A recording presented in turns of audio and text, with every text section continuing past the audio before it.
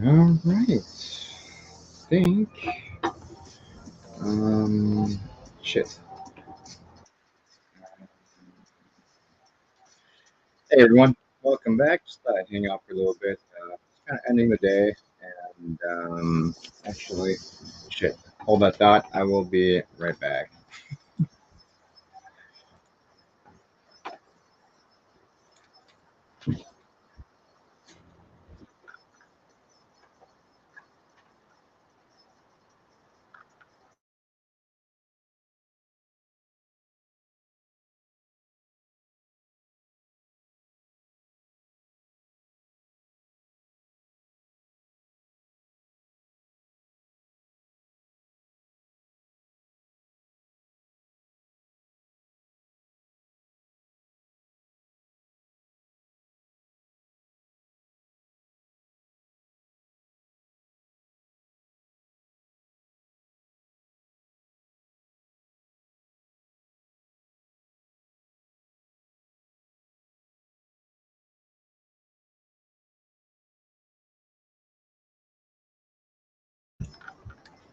All right, I'm an idiot.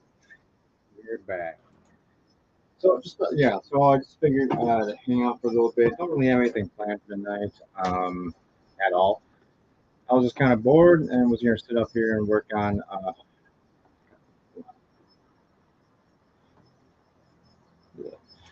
and kind of work on some opening some cards for the card store, and then having a drink and just hanging out with you guys for a little while. See whatever you guys want to talk about, we can talk about. It really doesn't matter to me. It's kind of finishing off our bottle of sake we had from the other night. I should shake this up and just kind of doing whatever.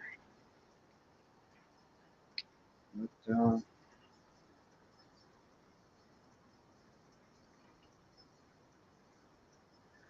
anyway,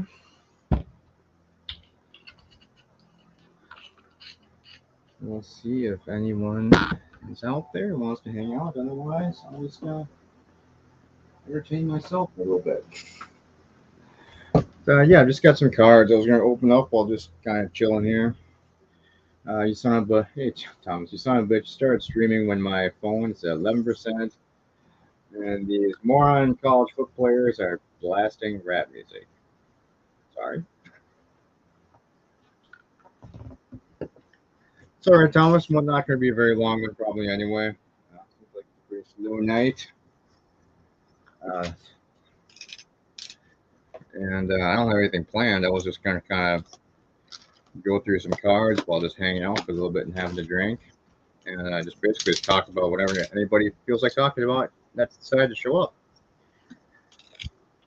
So yeah, might as well open this too. It's Jeff's fault? Probably. I wouldn't doubt it.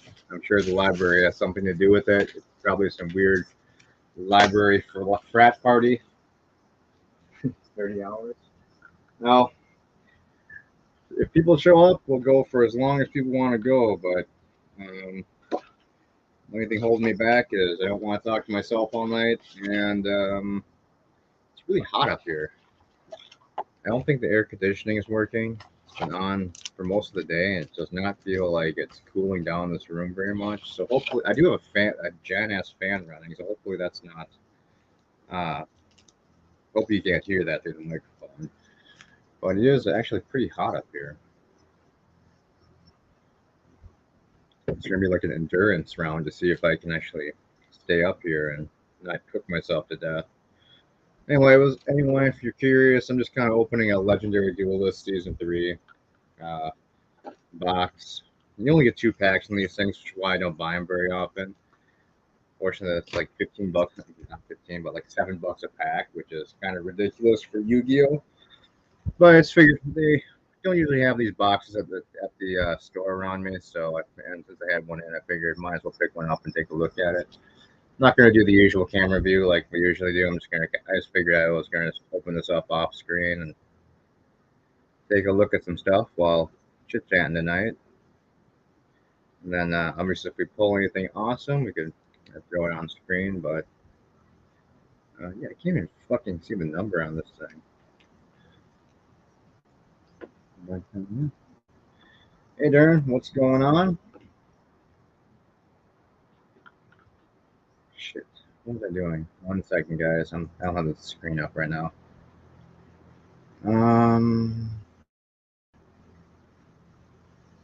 Just pulling up another website so I can look things up as I screw around here. Do-do-do.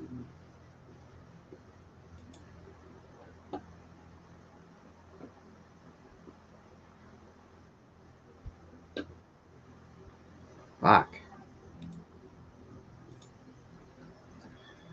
Hey, John, how's it going?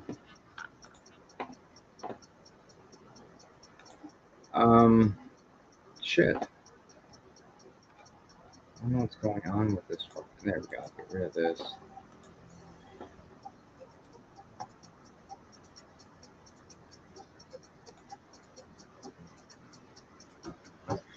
What the fuck am I doing?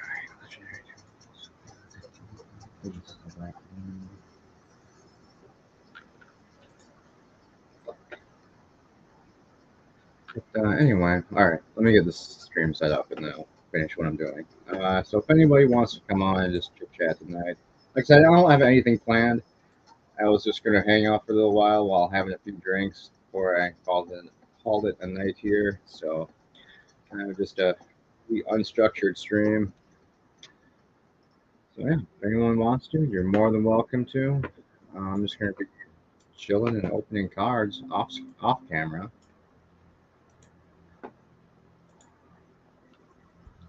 How's it going, Professor? I heard you're causing problems for Thomas, and you've got the college players playing some loud rap music, bothering the man at work.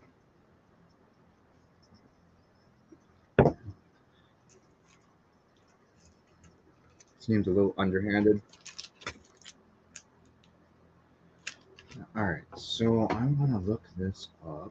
So I need to move this over so I can actually do what I'm doing and chat at the same time. Me and Matthew are the cause of it. I don't know. Thomas was pretty sure it was all part of the library scheme again. I tend to have to agree. It sounds something like what the library would do.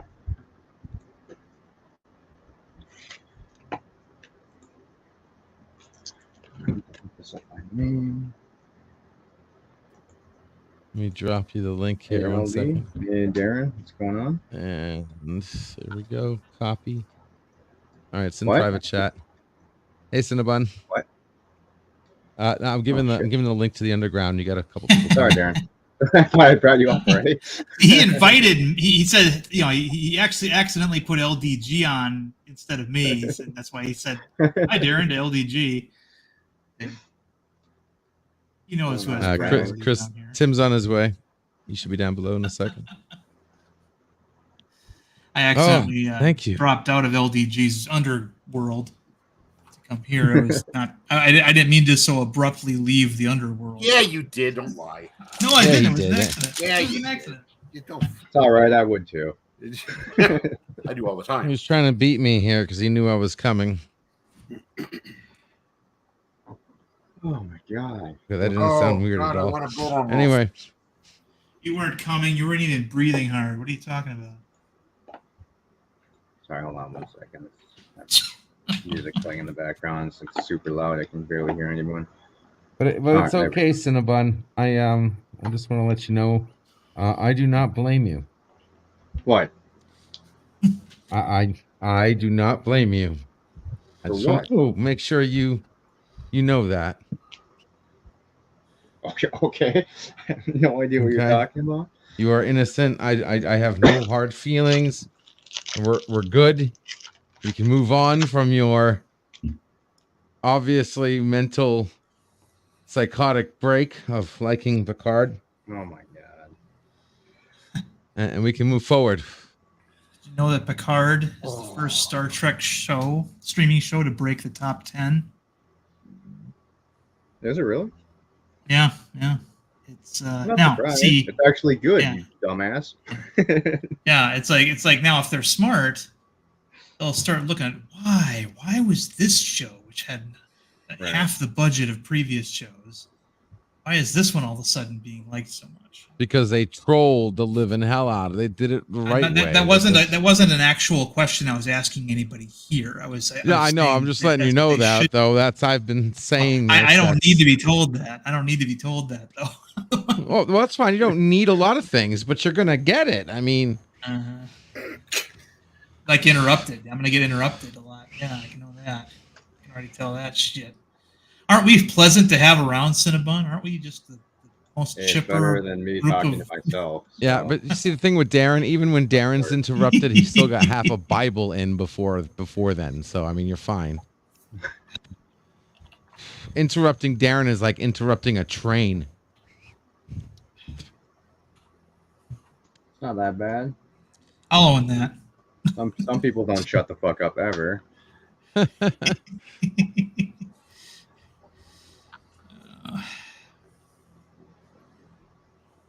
It's an interesting experience. But anyway, I don't know what your Yeah. problem is, LD. dude, You what they go- did to Shelby was wrong. Okay. How was that That wrong? should have was, been agree Janeway. with me. That was wrong. Oh, that should have been Should have been- Janeway. That would have been. Should have been Oh Janeway. my God, that would have It's been a much better. riot if that was Janeway. If Janeway would have That's gotten funny. double shot like a fool, saying, "Oh, what," and get shot in the face. No, there would have been riots. I mean, it's Oh, not like I it's would've that big of a rioted. deal. She was a character in literally 2 episodes. Who gives a shit? She was a Right. dumb bat. Well- she was a Nimrod. She was absolutely clueless. Like, just watch the 2 episodes she was in. She was Yeah. sharp. She was on it. She was master of her domain. She was challenging freaking Riker. She was doing her shit. That she was an idiot in this episode. I mean, was she? She not She good, or was was she straight just up a mad dumbass. to try and get Maybe knocked she out? was a changeling Exactly. Then why would they kill her? because the Borg are, they saw the changelings as a means to an end anyway. Well, they didn't kill any other changelings yet. Well, That would've been a I just threw that out there. I mean, probably is the real Shelby tried to get killed because that actress didn't want to appear on Star Trek again after that, even though they kept asking her to come back. They wanted her to come back for episodes of Deep Space Nine. I mean, in fact, at one point they were considering her being the captain of Voyager instead of Nicole Janeway, which Right. later became. What's her face? So I mean, she was. It's kind of like the same with like Ro. I mean, Michelle Forbes. She didn't want to be on Star Trek anymore. She wanted to move on to bigger and better things like cop shows. And Elizabeth Dennehy, Brian Dennehy's daughter, wanted to be on lawyer shows and stuff. And they then late in their career they realized, oh wow, Star Trek was actually the biggest thing I ever did. Maybe I should try to get back on there. Right. I was surprised. I mean, this show has given me a lot of surprises. I was surprised to see Tuvok. I was surprised to see Ro in particular, and then having Yeah. I mean, I was Having, against them going back to the Borg well, but then after watching last night's episode, I thought they did a really good job with it. They did it in a way that I found was unexpected. I figured it was just going to be some stupid nanoprobe shit, but I'm glad that wasn't Well, it. I was so convinced they weren't going to do the Borg just because the Borg were in the last 2 seasons of. Yeah, me too. hard, That's you what know, I was and- hoping also. But as I started thinking, when Shaw came into 10 Forward and told his Survivor Guild story, and he says, forget about all that shit on the Stargazer, the real Borg are still out there. Right. That's where I'm okay. They're dropping some major, Yeah. breadcrumbs here. I mean, there's one episode left, so I can see how they could completely drop the ball still on this last Oh, episode. So I'm still cautiously Brennan Braga. optimistic, though. pull doing a a lot. Bren and Braga, and I think the key is Jack. I think they got to get to Jack somehow, be able to communicate with him, Yeah. and then he'll do something, and then I don't know if he'll survive, but he'll be, because that's their, and that's how they defeated the Borg in best of both worlds. They got to the human guy, and who was the linchpin for the whole thing. Right. I mean, I can't see them killing Picard again. Honestly, you know what? I mean, actors love death scenes, That's and true. this is supposed to be their last hurrah, as altogether. Now, some of them are going to survive so that they can be guest stars in whatever they've got planned after this. But Right.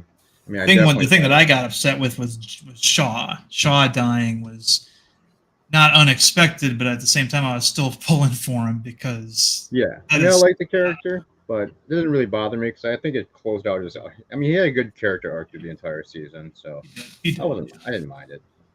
Yeah, but I mean, I'm gonna probably do a video here soon that talks about why he was so well liked, and you compare him to other new characters that Kurtzman Trek has produced, and like Michael Burnham in particular, characters that you just know they thought would be winners, right? That people would get behind and love instantly, and why they didn't. And this guy who seemed to do everything he could to make us hate him, turned out to be a fan favorite. The whole, they show a picture of Shaw, and then the caption reads, "If he dies, we riot," on Twitter. But there might be. I didn't even see that on Twitter. Oh yeah, on Twitter. There's I subscribe to Todd Stash, whatever his name was, Stashwish's Twitter feed, and everybody throws stuff at him like that. Logos for new shows. Star Trek, more weird shit, and then they have him on there. Like the new show, more weird shit and stuff. And he's got to be having fun reading all that stuff. But, yeah. Hey Bird, and let's see, Thomas said Picard sucks. It was written by ChatGPT, LDG. ChatGPT is great. Everyone should use it. Also LDG. So, hey, Mr. Lundell, he says, "Hello, here we go." I mean, Mr. Lundell, you're welcome to come up and talk about whatever you want. Also, it doesn't have to be Picard. They just brought it up, so that's what we're going with for right now. People who hate Picard, there is no fireworks in space, but DS9 did it. The bridge crew can't run a ship themselves. It also happened in Trek 3. That's true. How many times have they killed Picard in both TNG and Picard, includes the Enterprise blowing up? Many, many times. So, Cinnabon, do you cook your own food for yourself, or? Yeah, I try to. But sometimes, I mean, I used to, before I moved back here, I was going out like almost every day, just because cooking on my own was it's hard to cook for like one person all the time and just not have shit ton of leftovers. Yeah. So I did go out a lot more than I probably should, but now I'm actually back to cooking for myself. Yeah. These other two guys know what I'm going to ask next. Like, what do you fry with? Like, what do you mean fry? In terms of the appliance or the He wants to know if you have a cast iron skillet. It's one of the things he's very proud of owning. Oh yeah, I have a cast iron skillet. Sometimes I just use a regular skillet. And then also there's the deep fat fryer. What brand is your cast iron skillet? Honestly, I have no idea, Darren. It was one I actually picked up in a garage sale. So yeah, I have no idea what brand it is. Probably a Lodge. Okay.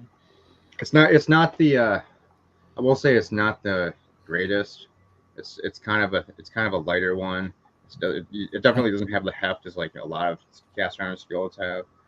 Okay. It's probably like just a cheap grade one.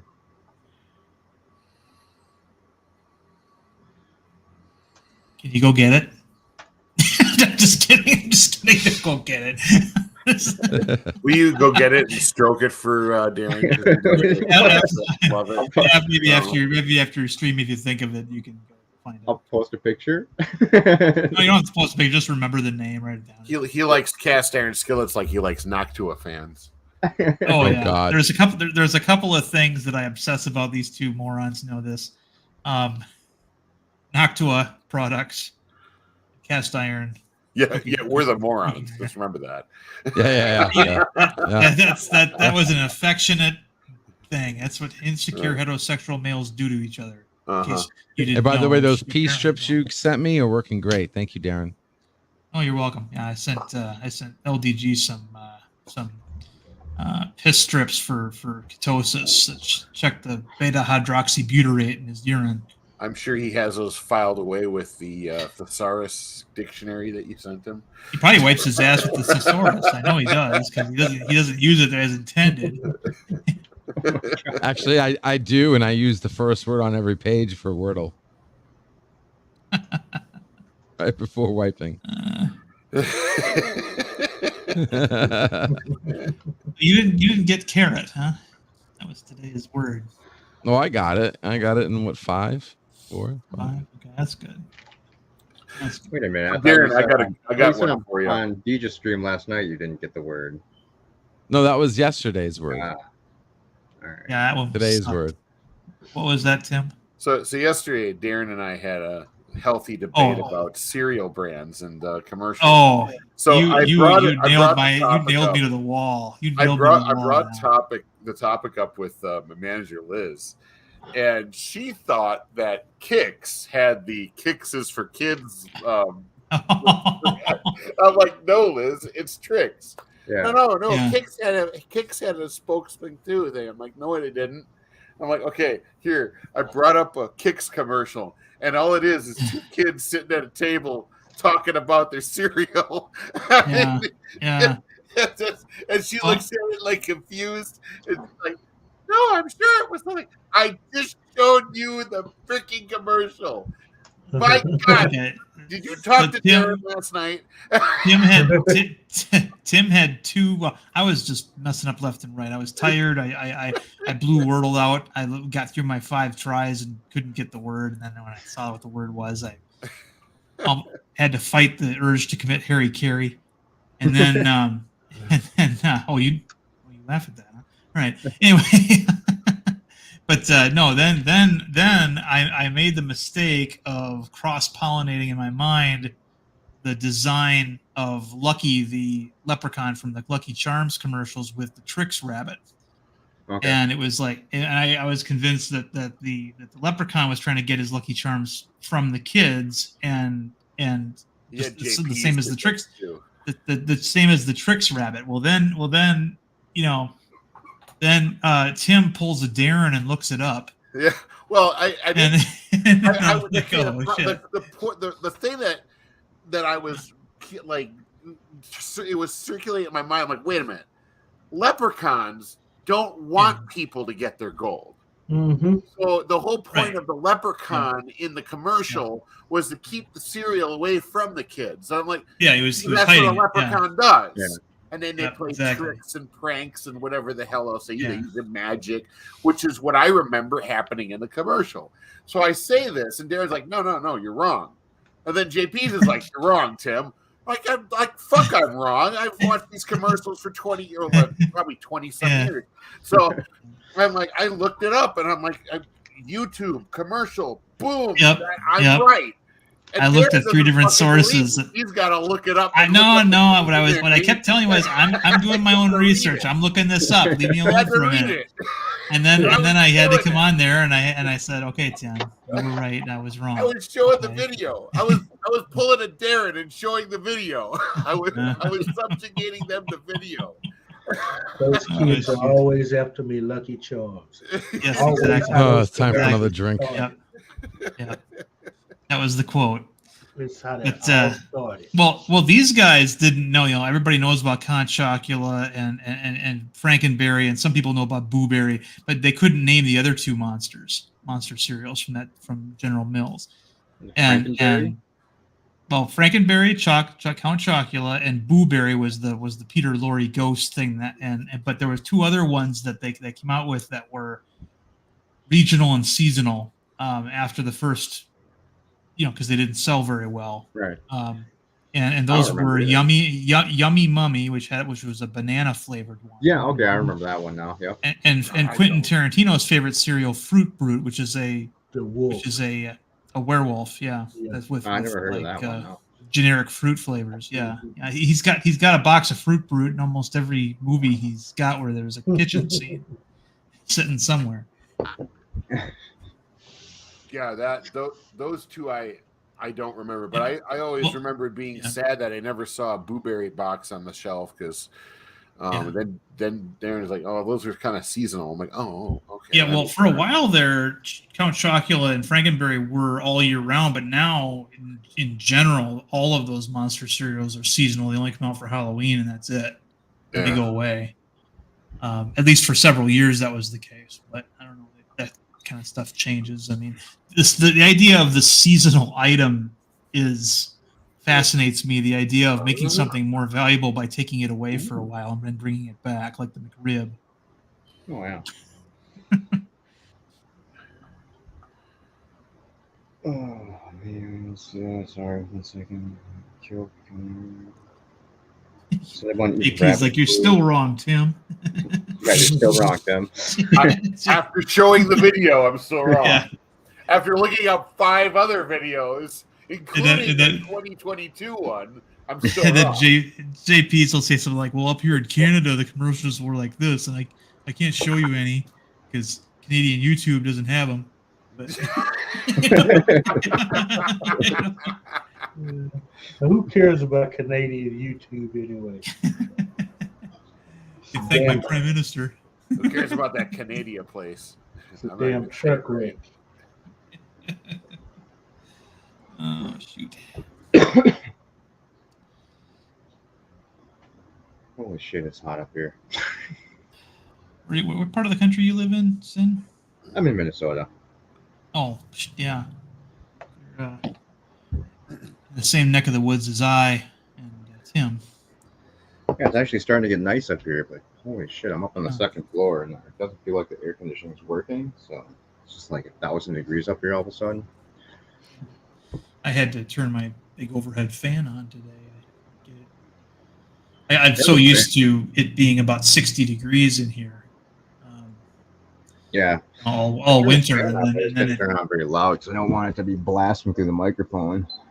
Yeah. Hopefully that's not problem we all have. Except for LDG. LDG doesn't have that problem. It's got layers and layers of software to fix that problem. Yeah, no shit, right?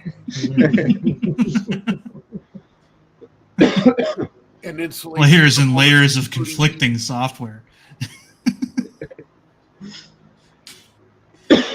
Shoot.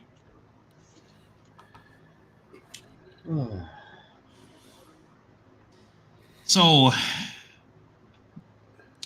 what we got? We got obviously next week is Picard's last hurrah, and then in June or July where Strange New Worlds kicks up a fuss again.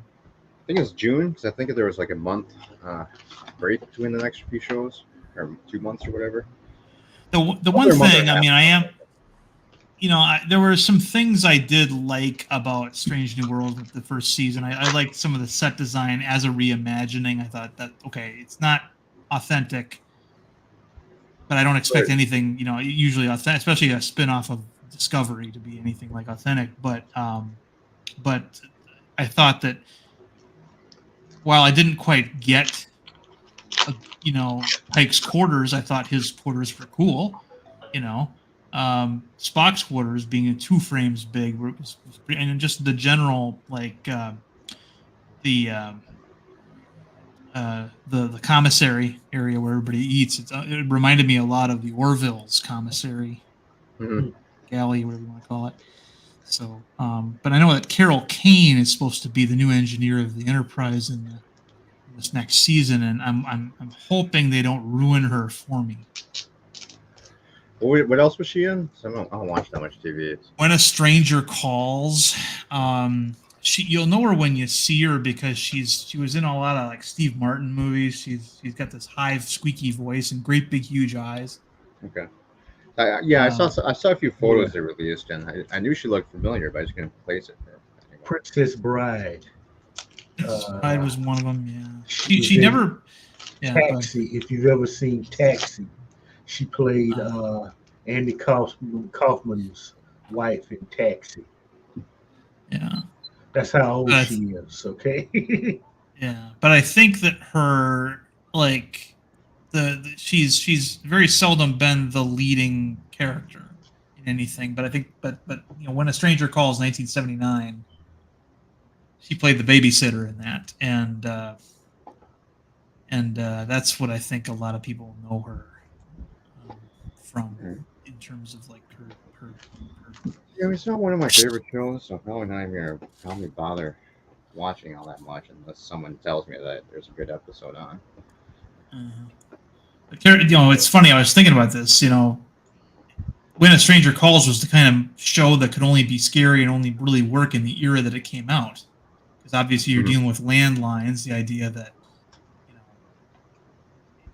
the mystery of not knowing where this person is calling from, and that they, you find out partway through the film that it's somebody in the house that's calling her. She's supposed to be Right. kids, and that would be such a no-brainer with cell phones today. I mean, we've triangulated the well, no shit, it's coming from inside the house. That's you'd expect that, but with landlines, you wouldn't. Yeah. Yeah. Mm-hmm. Hey, Mr. Miles.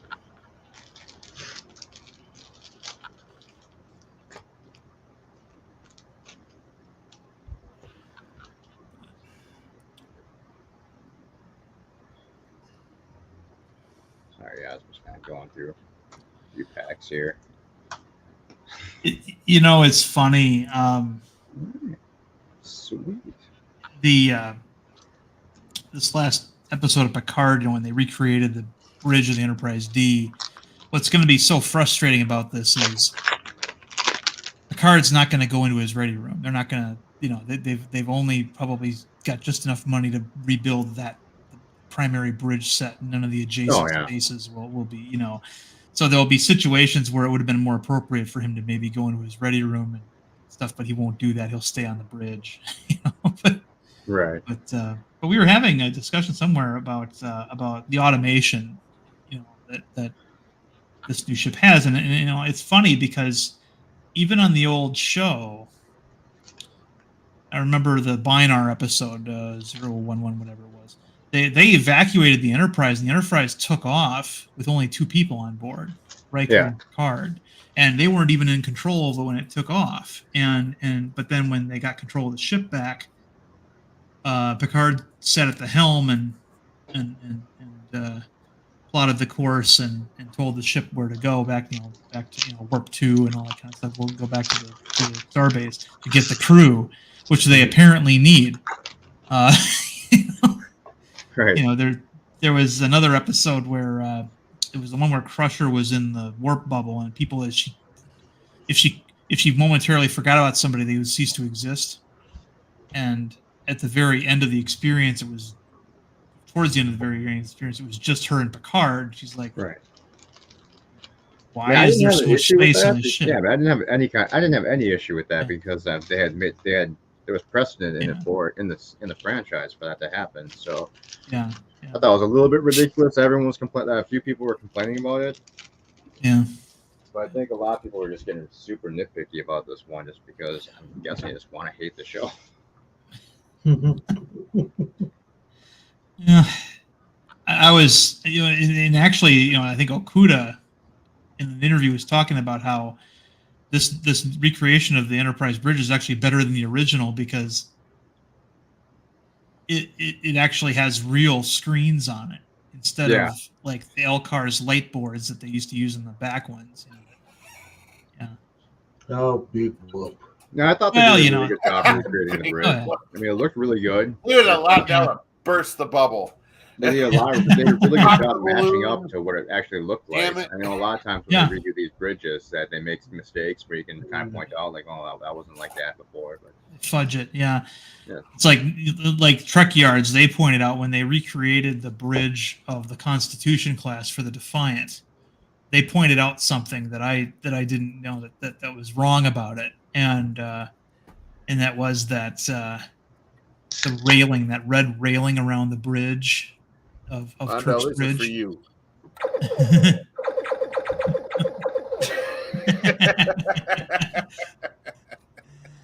the red railing around the bridge and the Defiant was curved, but on the original series Enterprise one, it was three straight. Yeah, that's great. And no, but I mean, you could chalk that up to, okay, that's the Enterprise and this is the Defiant, but but still, it was something that I never noticed until they pointed it out. But those guys that's their bread and butter, pointing that stuff out. So Yeah, I thought that was a little weird that they wouldn't just replace the side stations they had in the Generations movie since they're redoing the bridge. But I guess since Geordi was restoring it, he was just doing it from the earlier bridge he remembers, I guess. Yeah, I mean the extra stations were cool in the movie, but they made the bridge seem smaller to me. That's true. I thought I also made the bridge look a little more functional too, because it always seemed kind of weird that it was just so much empty space up there.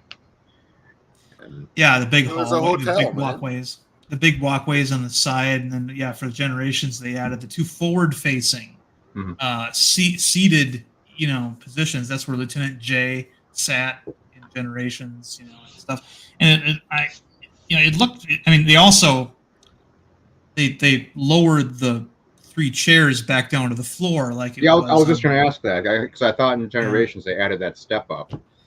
Yeah, they did, so that everybody could fit in a widescreen shot.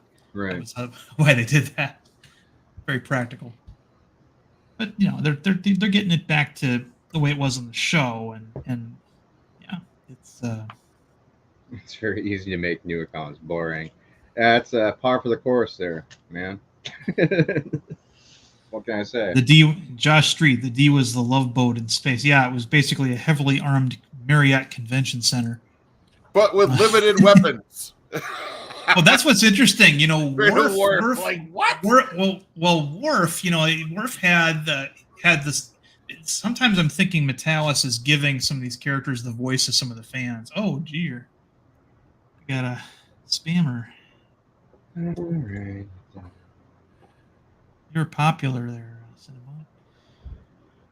But anywho, he's my hero.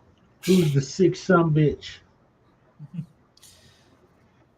But no, the Worf was, of course, he knows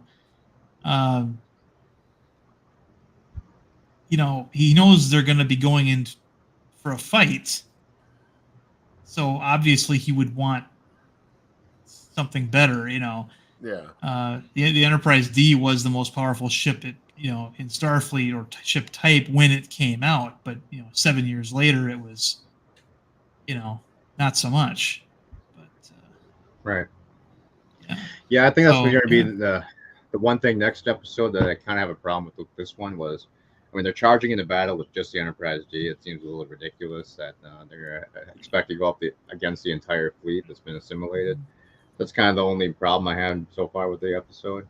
Well, trip out. What if they just went ahead and did that and got blown up, and that's the end of the show? And yeah, exactly. They went out with a bang, and I'm trying to figure out what they're planning on doing. It's like we're gonna go back with the old ship, which is older than I know, and we're going to take back Starfleet. Oh, Worf is like, the Defiant is right there. Yeah. I have the Defiant, please. Yeah. Oh, yeah. If they had more money. I don't know if you noticed, but there were a couple Defiants in the fleet, in the assimilated fleet. They were. Yes, they were. Yeah. Yep. Yeah. So they're obviously still around for, this is another thing that always kind of bothers me about Star Trek, and that is that, in the regular Navy, ships last 30 to 60 years, right? Mm-hmm. And because they're, especially if they don't go, if they don't get hit with a weapon, or they're not destroyed or severely damaged, they can be repaired and keep going. I mean, they got a budget that keeps them around for decades in some cases. But in Star Trek, and maybe it's because they have a post scarcity society or whatever they call that, they every 20 years or less, they want to get a new Enterprise. They want to, it's like, why is Voyager on mothballs 20 years later? You're telling me that ship was only designed to last 7 years? I mean, what's the deal there? And I'm sure that Defiant is there just because it's the Defiant, and the other Defiant class ones are still in service because, let's face it, that's probably one of the better ships to have for what it was designed to do. But I noticed a lot of Star Trek Online ships in those fleets too. Looks like they really dipped into the STO game. Oh yeah, there makes a lot of people happy. There was some of the modified galaxies in there, which I thought were just ugly as sin in the game. Yeah, they had some sovereigns. They had some sovereigns in the fleet too. They had sovereigns in there. They had. I saw Luna class fly by. Yep. I'm like, oh look, the real Titan. What's the F? What's the F again? What's that? What class is that? That's an Odyssey class. Okay, gotcha. I kind of like that class, but I don't know. It reminds me a little bit too much of Voyager, especially when they show it from the ventral side. But I did like how it looked from the front, but having two necks like that, is kind of weird to me. I mean, I don't know. And people got to remember that was I believe it was a fan art concept design that won a contest to get into the game. So they did design the Next Enterprise thing for Star Trek Online. Oh, nice. So, the one thing I like about the Odyssey though, it's got that little gunship in the back. It's like a little. It's not a Defiant, but it's like the Defiant. It pops out, and it's a gunship that's just as good as the Defiant. At least it's supposed to be. Gotcha. But that's a neat little ship. I had no idea that was even there. Oh yeah. If you got the Odyssey in game, you could launch it as a kind of like a drone ship that would follow you around and help you in a fight. Or I think I was only on the special one that you got. You're like the paid one, because I got the free one that you just got after ranking out. I got. Oh shit! Well, you paid for it, right? You were one of the people that had. You were one of the people that paid for the game, right? Sort of, yeah. I actually started the game when it became free to play, but then I started buying. I bought the special edition set for $20, which LDG paid like $300 for. Yeah, I think he was talking to me. However, I paid $120 just to get the original game. I did spend a lot of money. Garbage. More money than I'd rather talk about. But I thought that was like a spend money on that game.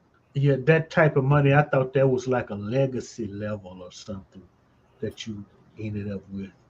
Why do you keep sorry, I'm working. I'm working and I'm refreshing the wrong page because I got to click back and forth. The special edition copy was garbage. Absolute garbage. Yeah, it's nothing. There's nothing. It's worth. They couldn't even give us a. It's not. They couldn't even give us a magnetized. Yeah, they couldn't even give us a magnetized clip-on. What was the special edition? I don't even know what the hell that was. The collector's edition. You got a and it's here somewhere in this garbage. I don't know if they gave us like anymore. I don't think I've got the box an artist book. So you got one of those special artist book where they showed us a lot of the design work they put into the game. We got a comm badge, which was basically just a piece of tin with a pointy end that sticks in your chest. It's got a pin cap on it, and then you're supposed to put that on before you wear it. But how many? But that's what I'm talking about. When you make a pin cap, when you make sci-fi, when you make a pin cap, the pin cap is not supposed to. The pin cap is not supposed to allow the pin to go through it. Well, mine didn't. I don't know what kind you got. Mine did. Mine punctured right through there. Not too far. Okay. So you're talking about a pin that where the sharp part went like through the frog. You ever see a got a little backing on it? Okay, so when I got my submarine dolphins, every member of the crew punched me in the dolphins, and the intention was to break those frogs, busted a rib, and get and so the thing was, got blood trickling down my chest and everything from that, and it cracked 2 ribs, but that's just that's an authentic naval experience you had there, LD. Yeah, there you go. He just threw it up to himself. And then they gave us like the Constitution. Everybody got a Constitution class in-game ship which I actually love. That was it. Wow, you could like get that without. No. You get access to the red matter device too. You get your. Oh, matter device on every ship. Why? Because it was there. Yeah, but it was garbage, though. It was effing garbage. It was, but I still used it. It was garbage, dude. It was like the stupidest little add-on you put on your ship. Matter of fact, I mean, it was so obsolete you could get rid of it as soon as you got it. Like, matter of fact, by the time you got it, you already were too powerful for it. Yep, pretty much. I tell you. And we got an authentic map. They gave us a map too. I remember that. They gave us a nice big map of the quadrants. Nice big 2-dimensional map, huh? I don't remember the map. But, what I liked was taking the Connie and throwing all the Borg gear on it, all the Borg equipment shit. So then I run around on a Connie with a Borg cutting beam, and it had all this Borg shit attached to it. It looked fucking crazy. It was pretty cool. It was fun.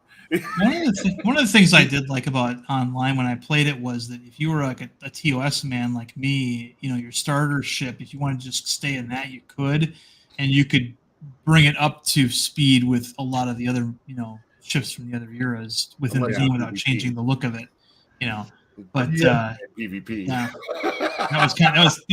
Yeah, I didn't PvP. That game does need to drastically overhaul its away team parts, because those are easily the worst. That was awful. The one cool thing about that game, when I bought it, they gave us early access, right? So I got to play for like a week, I believe, before they reset everything and officially released the game.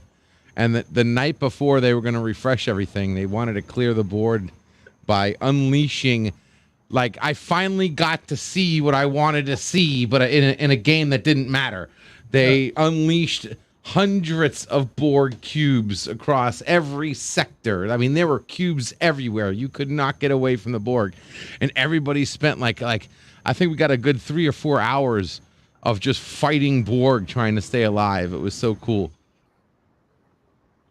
I remember that. That was it. Fun? And I enjoyed it. I had some friends playing. We were playing. Well, we weren't dying. I mean, but after that, the game sucked. I mean, the game just totally was horrible. You couldn't go in 360. The feel of it was horrible. The missions were unlosable. Unlosable missions, dude. Completely unlosable. Like, you'd have a mission that says, save the planet before it gets hit by an asteroid. And you see this big asteroid. It ain't fucking moving anywhere.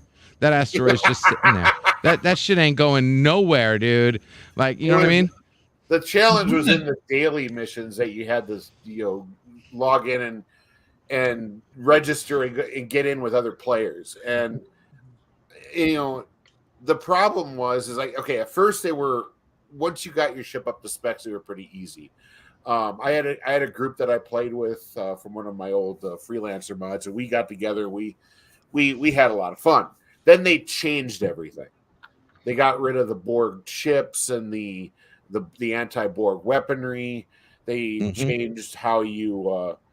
They started basically what we used to call the Farmville in space routine, where you actually had to farm reputation, and then your reputation gets you gear. And I had one character that kept up with it moderately well until they started doing 3 at a time. Then I couldn't keep up, and I was like, "Fuck this shit." But God, I left for a while. Then I came back. Like, I think it was 2 years later. Tried one of the missions, and I exploded as soon as I went into the match. And this was my top tier Nova class starship on my tactical officer. I was like, "What the hell?" I was like, one game that I think that I'd love to see them do something like it again was Bridge Commander. It had a pretty good story mode, where you're the captain of the galaxy, and then later your ship gets destroyed, and so they give you the Sovereign. And I think they give you the Sovereign. Yeah, they do. And then you've got, you get 3 different types of torpedoes, and at the end there, where you have the transphasic torpedoes, which are like 4 times better than the photons were. The quantums were twice. The photons in that game were pretty much useless. Oh, I know. You had to really lob a lot of them at him, but Yeah. so were the phasers, really. But I mean, what I liked about it was you could play from a view on the bridge where you're sort of hovering over the various weapons. You know, your weapons guy looked just like the Rock, and he was in the ops position. I kind of liked him. I had Or the you worst could officer lady. Oh yeah, she was terrible. And you could zoom out and just view your ship as a ship in space. Yeah, we see that Starfleet Command. I played Starfleet Command too. These were some of my favorites. Bridge Commander was great once you were able to mod it out. I think that was like the New Worlds or something, mod or something that added a whole shit ton of ships. And I I don't remember exactly what it was though. Starfleet Command 3, I think I played that too, and that one had this one I loved. I love this one. A couple of my Starfleet Command 3. Some of my buddies and I we'd land this thing and we would just build some crazy starships. Using I mean, in the day it was fun, but now those battles are so fucking slow. I tried playing it the other night, and it was just like literally the battle took like an hour and a half just to destroy each other.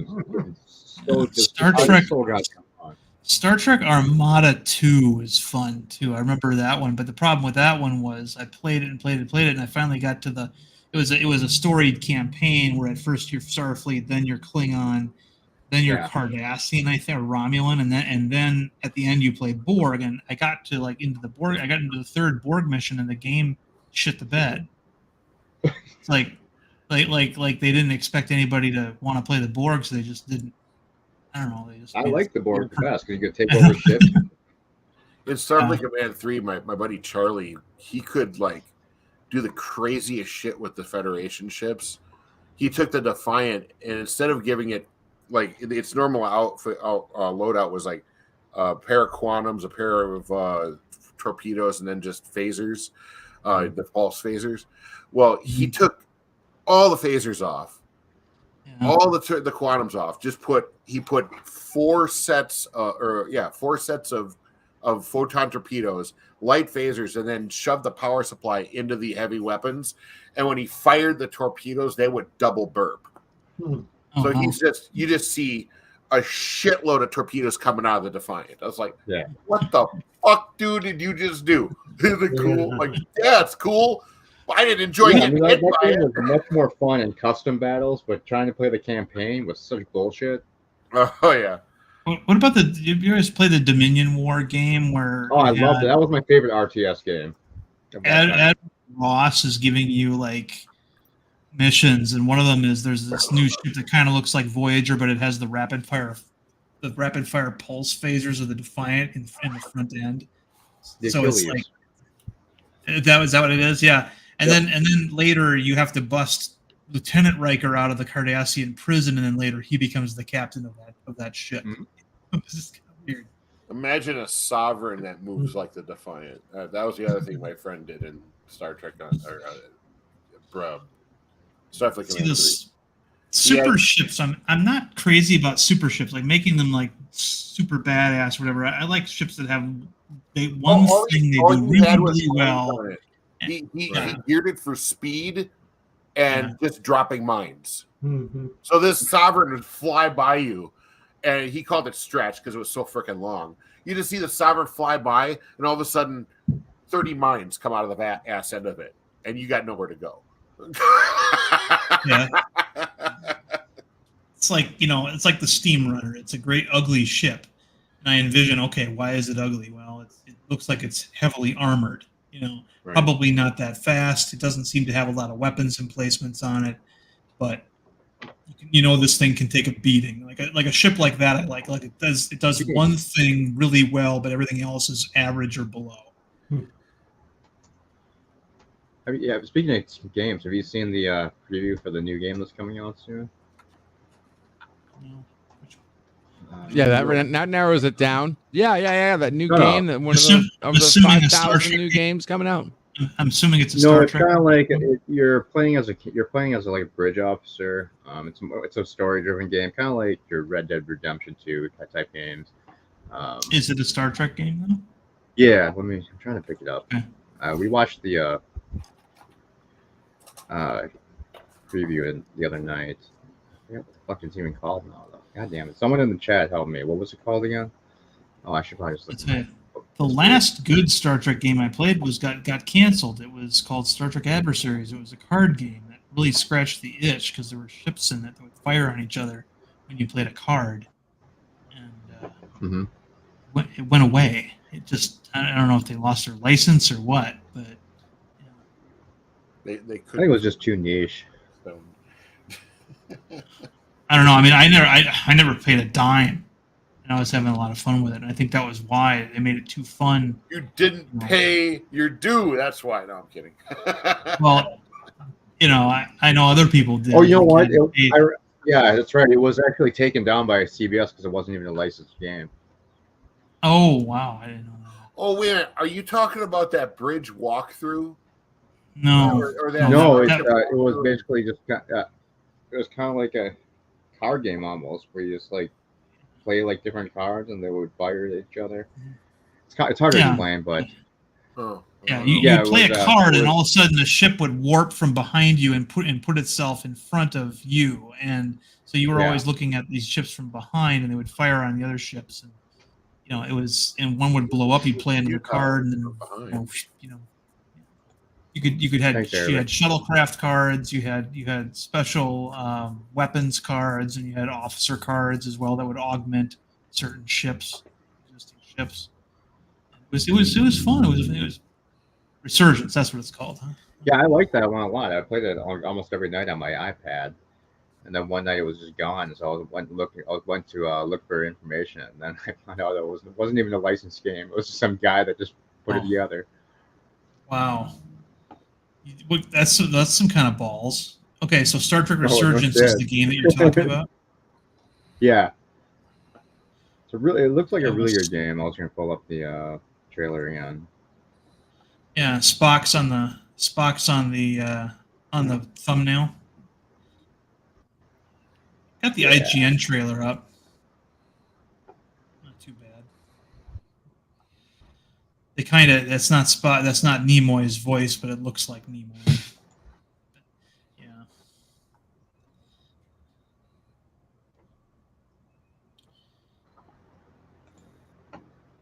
Oops. It's frozen. bad about Adversary. It's funny how a game like that can be out for like a year, and it takes a year to get it shut down. Yeah, it's true. I mean, it's too because bad. It was like when Paramount finds games like that are popular, they don't just get behind it and actually just buy the fucking thing. Yeah, try to cut the guy a deal. We could squash your nuts into oblivion, or we could, if you want to partner us and you get this albatross of a contract. Well, exactly. But here comes trouble. Hey, JPs. Hello. What am I doing? I'm making barbecue pork. Making barbecue pork ribs right now, LDG style, motherfuckers.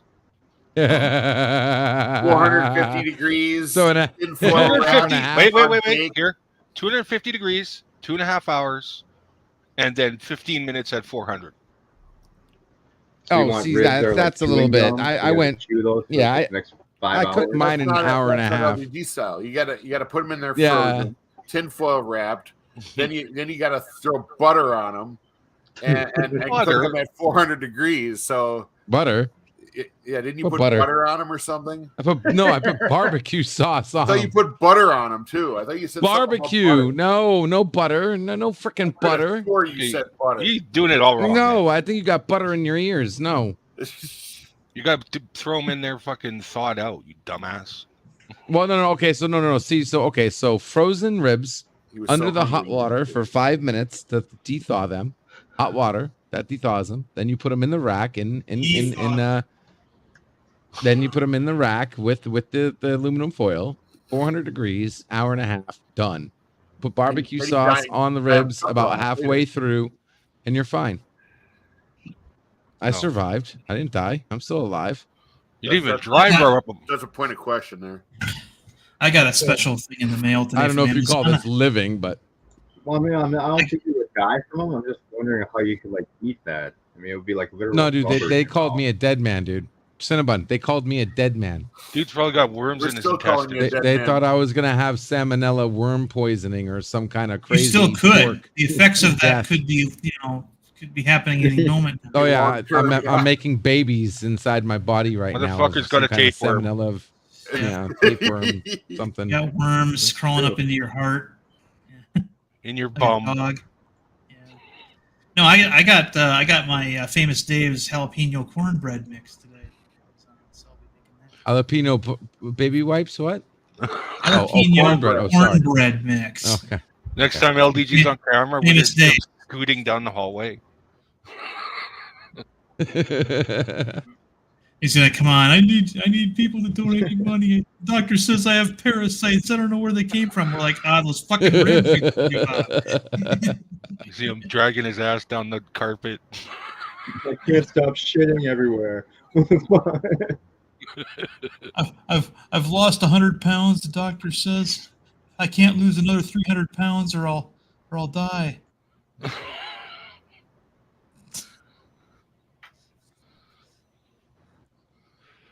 Your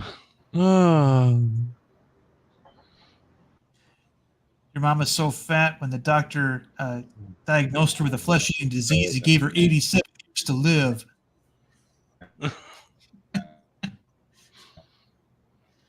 Apologies to anybody who has a flesh-eating disease.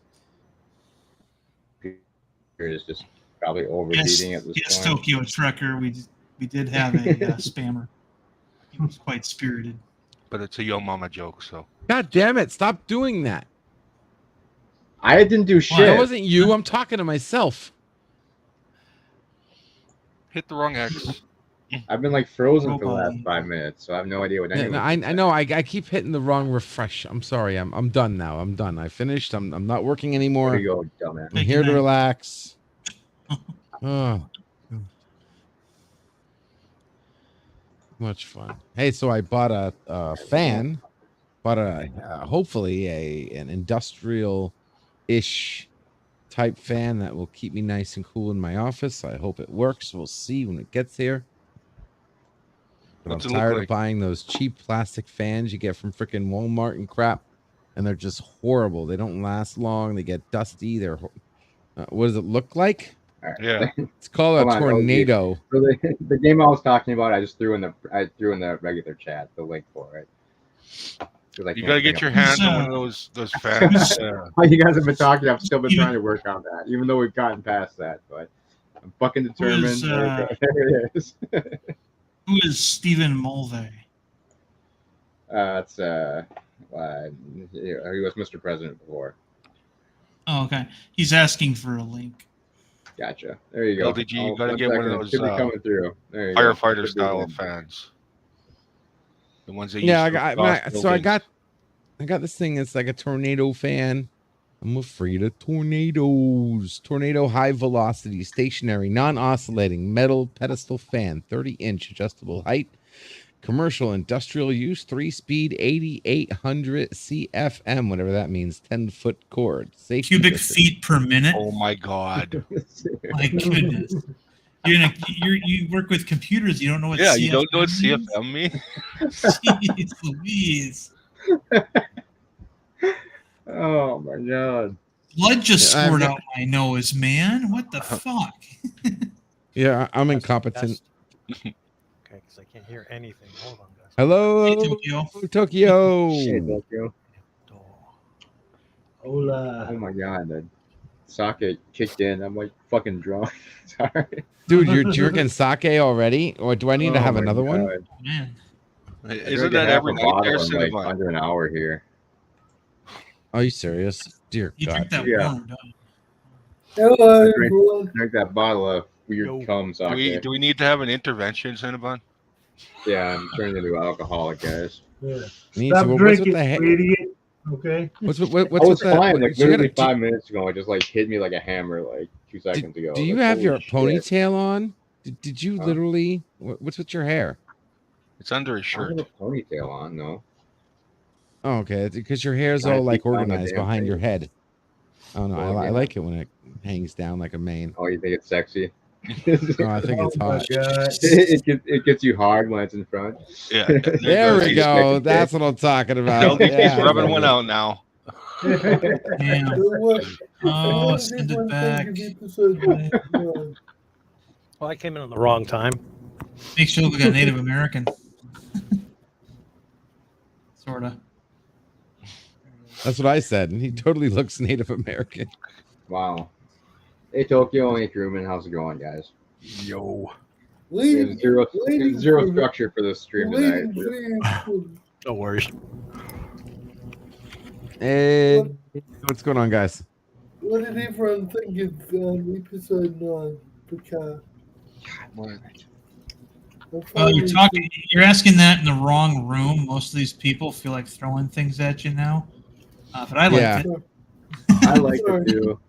These guys are insane. I don't know what their problem is. They're just a bunch of crabby old. These guys are okay with a random person just completely crapping on canon and making things up, and the only thing backing them up is that they are officially related to whatever the production is.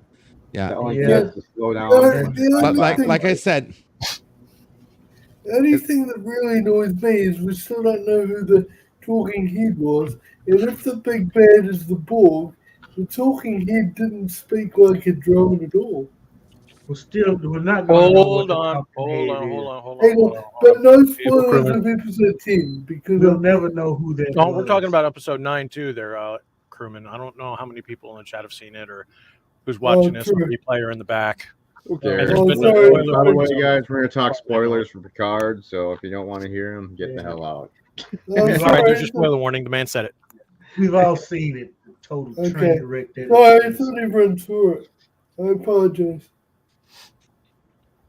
Yeah, what Chucky has not seen it yet? Like seriously, yeah, we're good. There's lots of people who haven't seen it yet. People have like I said, if Metalis said the world was round, Darren would not be a flat earther anymore. This is what you guys do. Whatever they do, whatever they say, you're just gonna jump on it. Okay, I'm sorry. The aromatic syndrome. There are things. No, I'm not falling for that. Do you want me to tell you the things I don't like about the show? Because I don't know that I'm late for that. Well, I got 30 seconds. Yeah, go ahead. Okay, I don't like that Worf has a regular mustache and not a Klingon mustache. Okay. That's low on the totem pole. It still kind of bothers me because it affects his whole look. The mustache. Okay. Yeah. I don't like Raffi. I prefer she wasn't in it. That's sexist. Okay. I don't like yeah. It's also nothing racist. that has to do with canon, but okay. Yeah. And I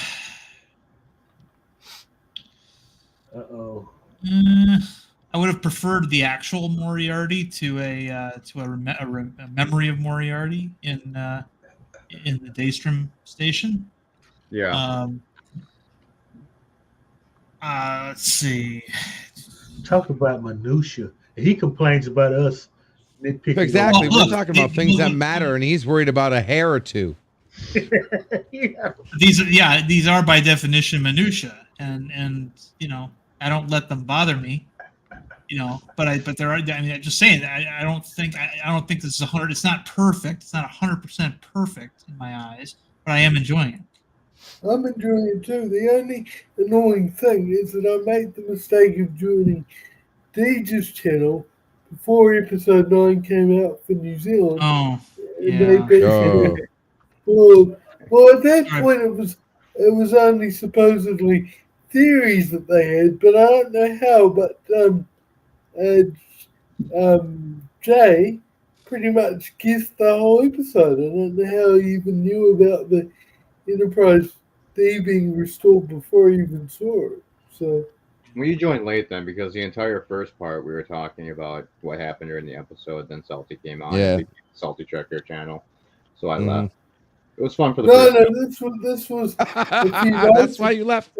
This was a few nights ago. I joined. And wouldn't shut the fuck up, so I couldn't. I literally could not get a word in. So I was like, why the fuck am I? I literally sat there for an hour and a half without saying anything. So I was like, this is pointless to even be on the panel at this point. So I just left. In all fairness, we all knew the Enterprise D was going to be there because they were blasting it all over the place before they started filming. Yeah, well, they were telegraphing it ever since episode 1 with the fat one joke. Okay, there's that, and then reminding everybody that Picard quote hot dropped the saucer section onto which he didn't actually do, but have it under his command on Viridian 3. And, they were hinting at that the whole time. They were hinting at everything. It's just I honestly didn't think they were going to go with the Borg as the big bad because the Borg had already been in the first 2 seasons, and they're not going to bring the Borg back again. But they seem to have brought the proper Borg back though in this one. I was just going to say that, Darren. Thank you. Yeah. The last 2 Borg were a joke. Yeah. Well, it was okay, but they're still a joke. Shaw said it best. He said, forget about all that weird shit on the Stargazer. The real Borg are still out there. Yeah. And that was the drop. Oh, so you get the proper Borg. Yeah. The Borg with so far on the fucking cube. Well, that's a new innovation. I mean, they're proper in the terms that this is this is the same kind that we saw in some of the best episodes in one movie. Yeah, I don't know why people are having such a big deal that they're adding antennas to the top of the ship. I mean, they literally just have new technology. It's not that big of a deal. I mean, have you ever seen an antenna in Trek? Period. Yes. Yeah. They're doing something very different than what they did before, too. Yeah. Subspace amplifiers have antennas. I mean, the original Enterprise had an antenna on the front, satellite dish. I mean, it makes sense that they would need to they would have to have new technology to make the new biological technology that they're using work. I mean, it's not that big of a stretch. Yeah, I mean, look, I know a lot of legacy Trek fans would like everything to stay the exact same as it was in the TNG era and in DS9 era, but that would make zero sense after time has progressed. I mean, that would make it a one-dimensional universe. True. That's true, and I like how because when people on Deitch's channel said, I think it's the Borg, I'm thinking about if it's the Borg, how can they control unassimilated people? But then they had a really good explanation for the transporters, so I'm happy. Yeah. It was really actually...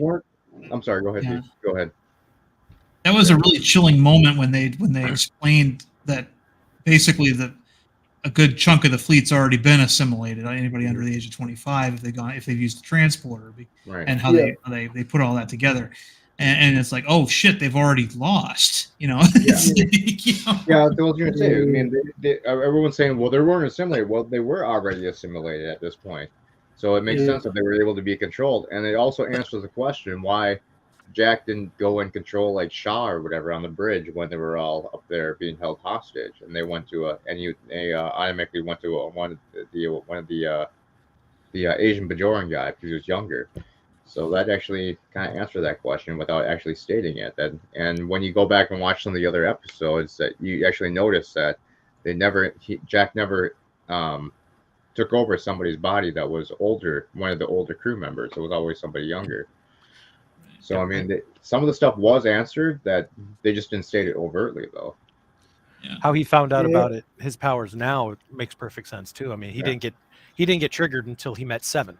Yeah, I stopped in a stealthy stream for like 5 minutes, and I just got annoyed. But I couldn't stand it. One of the things that you mentioned was that he was having a big problem was that they're like, well, everyone has parts of Picard in them now because they literally stated in the episode that it was DNA code, not his DNA, that was coded the ear modification, essentially the Borg modification. It's not literally his DNA they're giving everybody, so everyone doesn't have a part of Picard in them. And they said that, but that is how LDG is going to make sure everybody is him in the future. I mean, a lot of people are just misstating what happened, and when said what was going on in the episode, but you guys just weren't paying attention. Yeah, Darren, I think it was you that said the other day before episode 9 came out that you guessed the Battlestar Galactica move of them shutting down all the ships. How did you guess that before it came out? Was it you talking about it the other day, a few days back? I don't think so. I don't think that was me. Sorry, Say that again. That's fine. That might have been me. Yeah, I think it was a lot of us were talking about that in Discord because I mean it kind of was obvious because they had established the whole linked up computer systems of all the ships. So, Yeah. Okay. And the biggest giveaway for me was the theme song at the end. yeah, Using First Contact. That was the dead giveaway. yeah. All right, so I'm just can I just play one? Can I just play one thing for you? I'm just gonna play one thing for you. None if it's to do with episode 2. Listen, I don't care. listen. Jean-Luc, I care for you too much not to tell you the truth. You have advanced aromatic syndrome. Yeah, it was How do you have advanced nothing? How do you have advanced nothing? You don't have advanced nothing. They didn't know.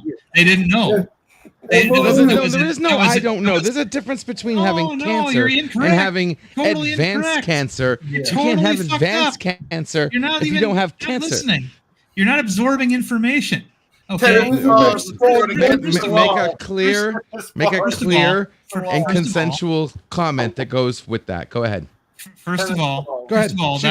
that quote came from an alternate future that doesn't exist now. So But what? okay, but again, it was based off of a misdiagnosis. That's what this thing looked like. It was based on a re-diagnosis. She scanned him again when she got on the ship. It was a second scan. She wasn't just guessing that he was getting worse. He got scanned. They're not going to figure it out. Advanced. And this She is wouldn't actually say easy to figure advanced. out. She would say you still have aromatic syndrome. Gentlemen, this is actually easy to figure out.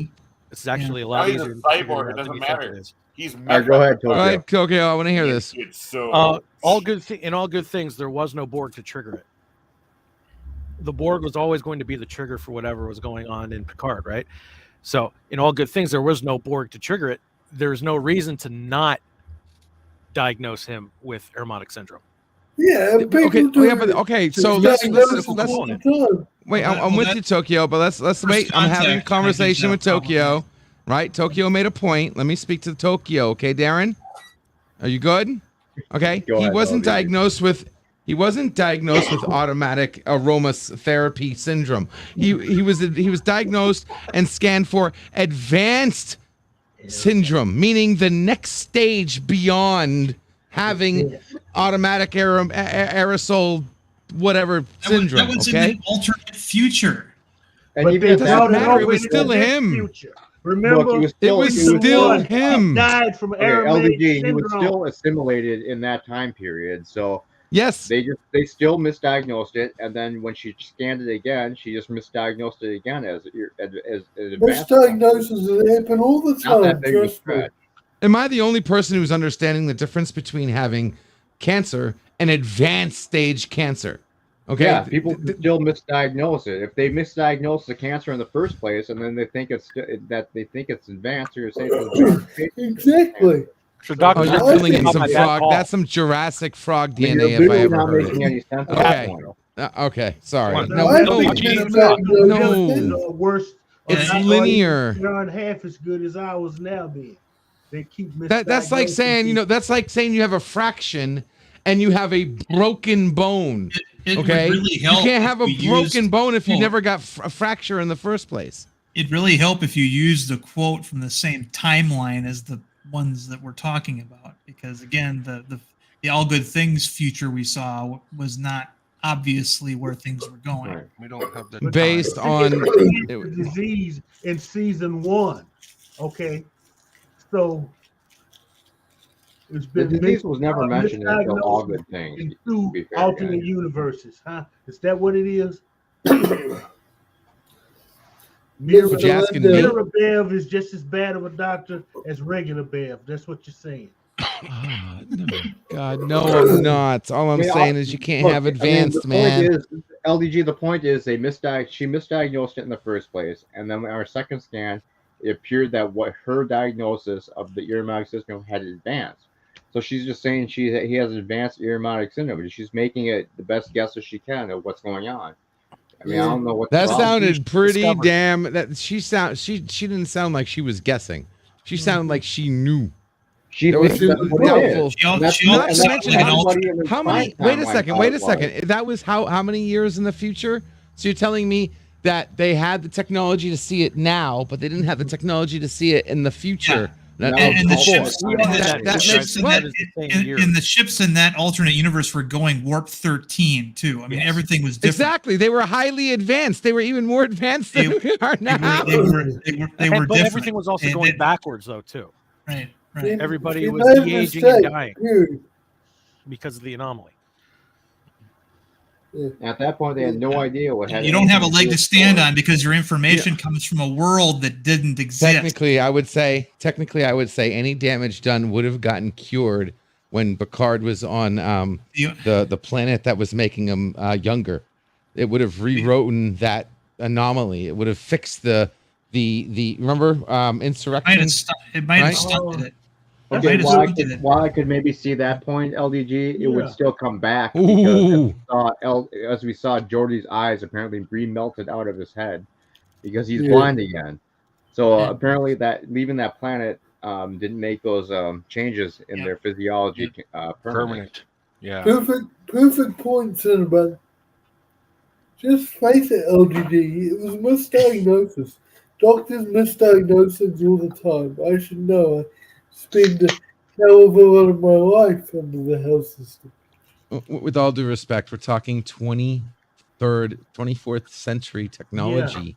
Which you're not an We're expert on. talking about. Which you're not an expert on. It's you have we're no leg to seriously. stand on here. No, you just have a blindly problem drinking the Kool-Aid, and that's fine if you are. I'm okay. I'm not saying I hate you because you do. But I am not drinking that Kool-Aid. Matalis is just kicking the balls of Trek canon and just rewriting whatever the hell he wants. Whatever. I think he has enhanced canon. Look, Darren, the next show they come up with, you'll be saying, well, I'm just happy they got Star Trek back. That's the next line for you, okay? And I'm waiting for it. I take every series one by one. I mean, I obviously have said I don't like Discovery. I don't like Strange New Worlds. I happen to like this one. I think it was pretty well written for what we've gotten so far. There have been some retcons and there's some holes in the plot. I'm not going to say that there's not, because there clearly is. But overall, it's been pretty well written, and for what they're doing, I've enjoyed it. Yeah, it's. I just wish I could agree with you, but I got more hashtags than I know what to do with. Hashtag ships fall in space. Hashtag Vulcan blood oath. Hashtag Klingons play dead. Hashtag useless security scam. I've pointed out examples of everything that you've hashtagged that happened elsewhere in the franchise, in the parts of the franchise where you think it's pretty good.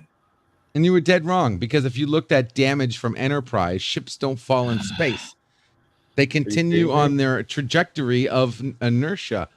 They don't just fall. If they're spinning, they're spinning. If they're going in one direction, they go in one direction. That one didn't fall. It just no. It went from a stationary position to a falling position. It went from a stationary position to a falling position. It wasn't stationary. It was going towards the gravity well.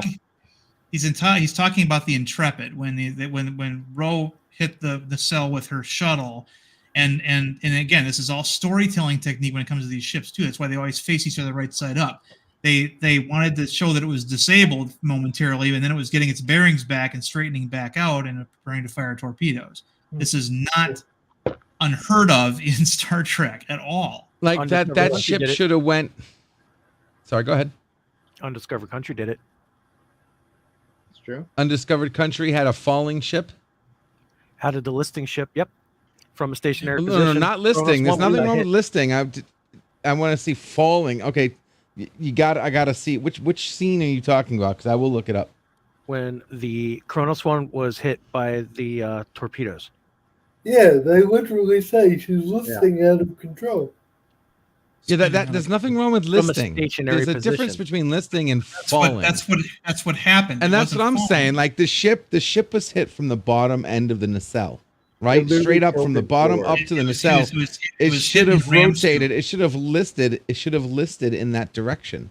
not falling down in the opposite direction that it was hit. Star Trek isn't a hard sci-fi where physics is concerned. You're nitpicking too much. It's fine. They simply wanted to show that it was disabled, and also in the stupidest way possible. Because that ship is a villain, essentially. They show it like it was like it dropped to one knee, and then it was rising back up again, and you could see the torpedoes about to light off, and it was all intended to evoke that idea. That's all storytelling. Right. When they show Empok Nor on Deep Space Nine, they show it upside down or they show it sideways because they want to show you that it's a derelict ship, even though there's no up or down in space. It doesn't matter. Yeah. LDG, they do it anyway to communicate things. Sorry, go ahead. LDG, did you have the same problem in TNG when Worf was like, there's a ship decloaking 20,000 kilometers ahead, and they literally show that go cut the exterior shot, and they're 5 feet apart, nose to nose. Again, you'd have to show me the individual scene. So I mean, oh my god, it was in like every episode. There were literally like no every episode. About 65% of the episodes, they get the scale of the distance wrong. They say 25,000 kilometers. You shouldn't be able to see it with the naked eye yet. When they go to the exterior shot, as Sin said, they're nose to nose. Yeah, because it's a 4:3 screen. They're trying to show both ships on. It's just one of those things you have to deal with internally. Right. With grace, they could play with forced perspective all they want, and that's fine. I have no problem with that. But all right, I mean, you're like a fat lady at a milkshake shop. You're grasping at straws. Here, what are the range of photon torpedoes in Star Trek? A couple million kilometers, right? Something like that. Well, I know the phasers have 10,000 kilometers. Yeah, that means you can shoot the moon from Earth. Right, with a photon torpedo or a beam lance of a phaser. It's 10 p.m. where I am. I am going to bed. See you guys later. For joining. Hi, Darren. So sorry. All through Star Trek, they've had weird camera shots where it was basically impossible shots, and they didn't make any sense compared to what the dialogue was. Yeah. I mean, if you're gonna have a problem with Picard, you've got to have a problem with all of Star Trek history because. Okay, listen, I have a problem with sex shots very well. Of course, I do have issues with some of the stuff they did in Trek, but the difference between them getting it wrong because they are production thing, then Terry Matalas just making shit up. Like, this is my issue. Okay, back then there was a made up that I'd like to hear these allegations of what he just made up. Since he made some of them, made up most of it when he was on TNG. Changeling's bucket, made up. Completely out of left field. Not even close to being correct. Changelings don't have buckets. Almost everyone, even the people that like the show, acknowledge that's just fan service. No, fan service. Okay, listen, if you're servicing me, I don't get off, that's not service. That's disservice. Okay, it's not service if you get it wrong. That's not what fan service means. You still beat there to shape up the bucket thing? What a minor detail to be. Oh God, dude, that means we need to kill the colonel, dude. KFC needs to go down.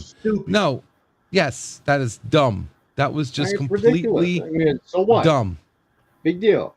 I mean, it was literally one changeling that had a bucket. They didn't show everybody walking around with buckets. I mean, that would be ridiculous, but. I mean, it's just a callback to what Odo had. It's not that big of a deal.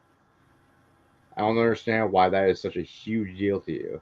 Okay, so one of my major issues with Picard, and okay, so you want to get specific, and I'll give you the most specific thing I can give you in Picard. Okay, we can talk about nitpicks and how bad or this and that and the other, but here's the major issue I had with Picard, where number of times they changed the plot in order to have the plot continue, in which the main characters should be dead. Okay, the useless security scan. That scene never should have happened. Okay, they should have been dead within seconds of beaming onto frickin' the station. Why? The station should have, because as soon as they beamed in, they got Green Borg security scanned, and the so-called AI. And that never happened in the earlier series. You're trying to tell me that. One thing at a time here. One thing at a time. We're talking about Picard. Okay. Well, you're saying that's why it breaks canon, and that's why it's terrible. They did that shit all the time in the other series. And why would the station security system kill them because of who they were? The system wasn't programmed to know that those crew members were a threat. They had comm badges on, they had weapons, they had badges on, and the computer didn't know who they were. Yeah, so I mean that happens all the time. No, it doesn't happen all the time. No, it doesn't. Give me an example when it happened. When has it ever happened perfectly like you? I love how you can just put these words together just to make an argument. I'm giving you. Been able to detect everything perfectly. They literally were talking about breaking into a high security Section 31 Black Ops site. I mean, dude, seriously, Borg scanned. What was the scan for? It was just what was it? Just to tell the computer to ask who it is? Now you're just making that shit up because no one said it was a Borg scan. It was just a regular scan. I call it a Borg scan because it was a green tachyon baryon sweeping scan. Tachyon baryon. All right. So now you're just adding shit that wasn't even green laser scan is all it was.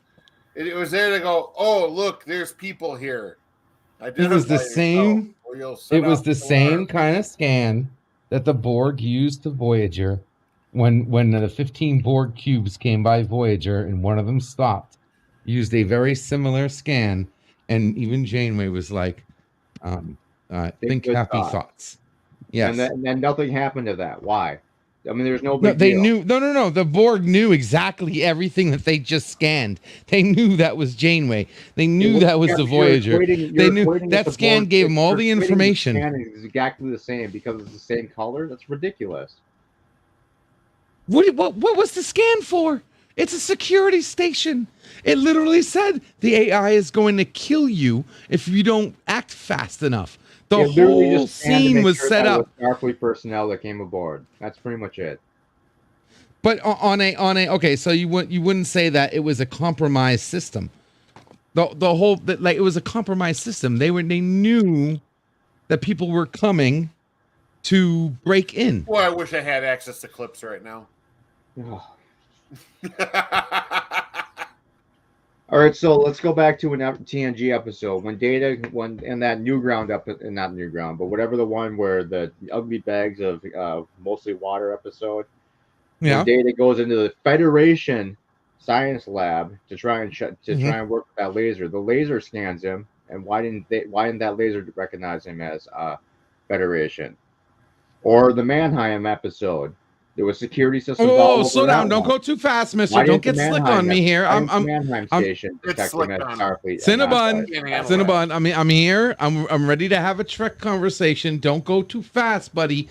The first one you just said had nothing to do with it being a security scan. That room was compromised by life organisms that had no clue what Starfleet was. Yeah. So what is the fact? Okay, next. I was thinking of the wrong one. But the Mannheim episode, it was a Federation outpost, and it was a security scan. Why didn't it detect Data was a Federation officer, and it started attacking them? That makes zero sense either. Which episode? Mannheim? Just refresh my memory. Sorry. It was the one where there was ripples in time. Okay, the one where Data had to digitally time himself with other versions of himself. Yeah, he had to go. He was the only one that could detect the changes in time or some bullshit like that. The mirror scene. Okay, go ahead. What about it? And they should have detected that it was a Starfleet officer and a Federation citizen. So I mean, there shouldn't have been any kind of tripping of the security system there either. Well, there wasn't. Yes, it was because Data started getting fired on. When?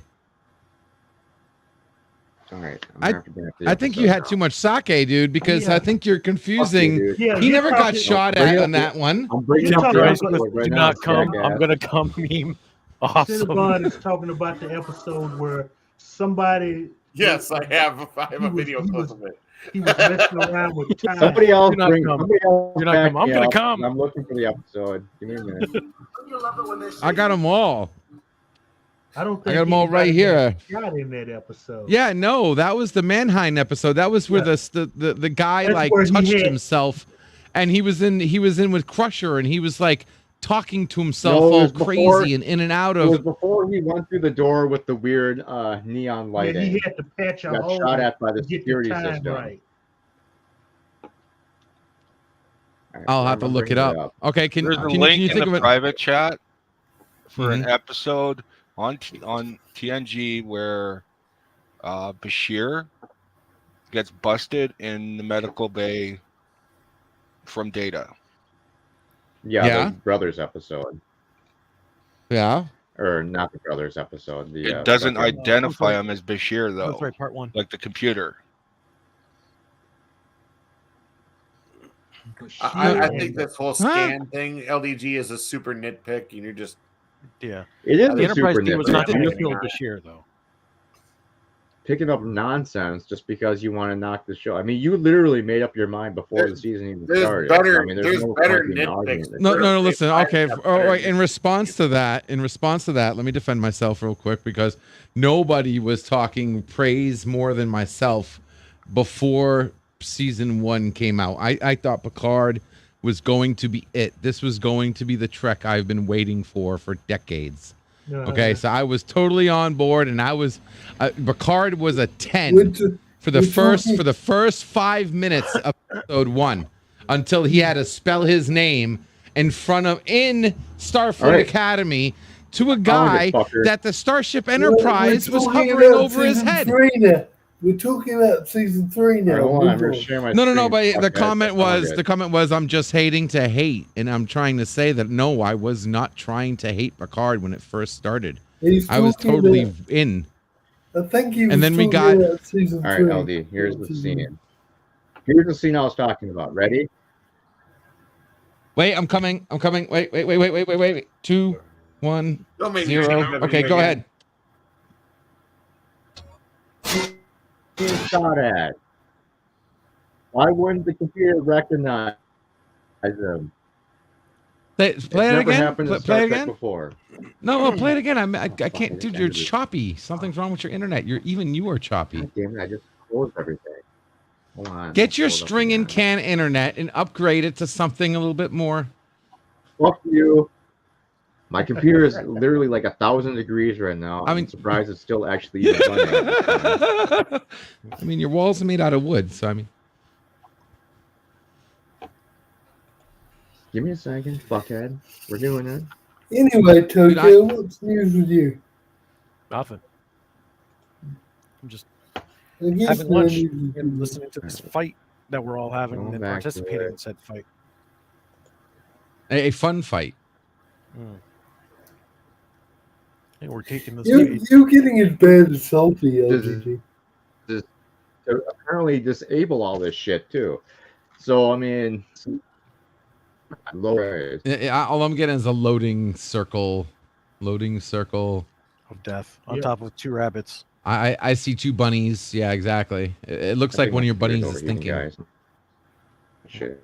All right, never mind. I don't want to. I don't want to be the cause of your computer blowing up to play a video Let me file. turn off I'm my sorry. camera. Yeah, Come on, turning please. off your camera might help. Turn off my camera. That'll help. Captain's log. It was spotted called 66 Mannheim? I Shut just took a massive dump in the shuttle bay. No, asked we'll Mr. always Wolf to have clean it. Paris. Okay, that's the episode where some scientist was fucking around with time. Yeah. Okay, Proceeding and to the that's lab, part. Yeah, proceeding to the lab, sir. Aye, sir. There we go. He's walking to the lab. He should have been Okay. scanned already by the Yeah. computer system. But he wasn't scanned though. He's being shot at by their computer system. No, that's the security. See, it's system still that skipping over it. scientist He set was up. scanned. But that's not You don't a think that these- Starfleet you don't think base. that these stations scan? No, that unless I see It a is. The scan Federation or outpost. something says it's scanning, it could have been broken scan. Oh, He so could you have need just to got see there the in the scan computer beam. system. All right, so this is Is it season one of really worth TNG. They're not gonna hating do the it. season just because it was mixed up with a scan, LGG? I mean, really? See, we need to. It's been years since any of us has seen that particular episode. Okay, and that's during the time when we all thought Star Trek sucked. Okay, so I think we should go back and watch. You can say you think it sucked. I didn't think it sucked. That was fine. See, we need to go back and watch that episode because all right, I am looking up. No, I'm pulling up the episode on my end because the Cinnabon's computer can't handle it. So I will look it up and let me confirm. If I'm wrong, I'm more than happy to admit whenever I'm wrong, and I'm not going to say that. I'm not going to sit here and say that old Trek didn't have issues. But I'm saying the issues we had before were of a different nature of the issues we're having now. The issues we're having now are just these guys just inserting frog DNA into canon, when before the mishaps happened to be because of production or simple mistakes or whatnot, not because they were trying to rewrite canon or just throw shit into the. A better analogy is they're putting a Band-Aid on cancer. I mean, in all honesty, that's really what they're doing, because they know they screwed up the first 2 seasons were absolute trash. Just like Alex from the Angry Joe Show said, this show is as subtle as 2 fists in your anus. Yeah. And now they're trying. They're ditching the show, and now they're just kind of bandaging it up, and they're kind of trying to make us feel a little better. And I see their writing on the wall, and honestly, I see the good in some of this, but I get where it came from. I'm not going to give it any real cred, although I have been enjoying it. Season 3 is really good, but it's still not it's not a series I'm going to collect. Yeah, because I like collecting shows. I have TNG. I've got Deep Space Nine. I've got the TOS. I still gotta get myself a Voyager collection and an Enterprise collection, but I'm working. I can't seem to pull up this TNG episode, Mannheim Effect. Is that the title? Yeah. No, we always have Paris. What? We still have Paris? Oh, we'll still have Paris. Okay. Paris. Yeah, it's gotcha, actually Paris. You meet one of Jean-Luc Tom Paris. Picard's old girlfriends. Basically, is what is the main plot. Yep. All right, here we go. TNG will always have Paris. I mean, so stupid shit like that has been happening throughout the entire series. They constantly make weird canon breaks. So, I mean, I don't really see. I mean, some of these are such small nitpicks. Yeah. That if you're going to nitpick this, you should be nitpicking the shit out of the original shows, too. Because I don't even think that's a canon. I don't even think that's a canon break. Yeah, I mean, there's this difference between nitpicking for fun and nitpicking because they're absolute. This is a WandaVision nitpick. Yeah, but you're only applying it seemingly to this show to make it look like it's a terrible show. You're not applying it the same way to say DS9, Voyager, or TNG. Because if you go back and watch TNG, Voyager, or DS9, there's plenty of story mistakes. There's plenty of plot holes in every single episode. There's plenty of stupid decisions the crew makes almost every single fucking episode. So, I mean, you're just not being fair at this point. Well, TOS was rife with it. They didn't have a canon to follow. And they still screwed up a lot of their stories. I almost fell on the goddamn stairs, so I'm not happy. What was it? You're supposed to do that, man. I care about not having a canon to follow. What's that? I missed your comment. Okay, so right here, real quick, just to let you know, Mannheim hid. He was hidden. Nobody knew where he was. He was on a non-Federation star. No, it's still a Federation outpost. He was just he hid. It's not okay. He's on a regular one style space station. You're gonna tell me the Federation didn't build that? He just happened to build. Yes, because even Picard. I'm watching the episode right now. Picard doesn't even know where they are. They literally have to find him by. It's an off-book science station. Big fucking deal. You're gonna tell me the not Federation based. It wasn't built by the Federation. It's not a Federation place. It's its own place. No. It's his own place. It's not a known Federation base. The guy literally went into hide. I'm listening to the canon. Like, I'm listening to the canon. Federation people, so they're not. He goes. On He was a big. He was a big scientist that went into hiding, and it wasn't for his freaking distress signal. They never would have found where he was. There was no way that is a Federation outpost, or else they would have known he was there. He's still a Federation citizen. You don't think he's going to set up his? But what does that matter? Oh my! You don't think he's going to set up? Please don't pull out this toilet paper right now. See now you're squarely in the realm of minutia. Exactly. I'm talking to you. I know. I don't really fucking care. I'm just trying to argue this point. I don't fucking care. I don't think it's a big deal. You're just, and LDG is the one that's making a huge deal out of this tiny point that makes zero green scanner that doesn't scan for IDs. Yeah, whatever. What LDG? A TSA body scanner. I'm just trying to run Tulsi's channel, and then you'll be happy together because you both hate it. Well, here's my point of view on this whole shebang. As much as we love this universe and we want to nitpick the crap out of it, it's not real. It's a TV show. And God damn it, it's not real. It's not real. It's like WWF. I'm sorry. I've just wasted 40 years of my life. Thank you, Tokyo. I'm glad. I wasted 40 years of mine too.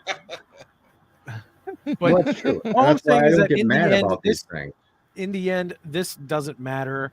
You know, the Intrepid doing its thing when it got hit by Rose explosive shuttle, the Daystrom Station not vaporizing Raffi, Worf, and Riker right away.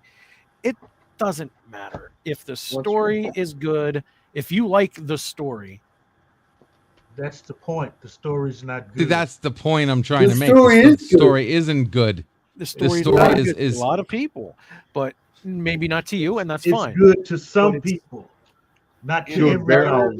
A lot of people. You're a lot. Yeah, I mean, it's fine that you don't like it, but to try and sit there and tell everyone that does like it that it's a terrible shit story and that you're wrong for liking it is a little ridiculous.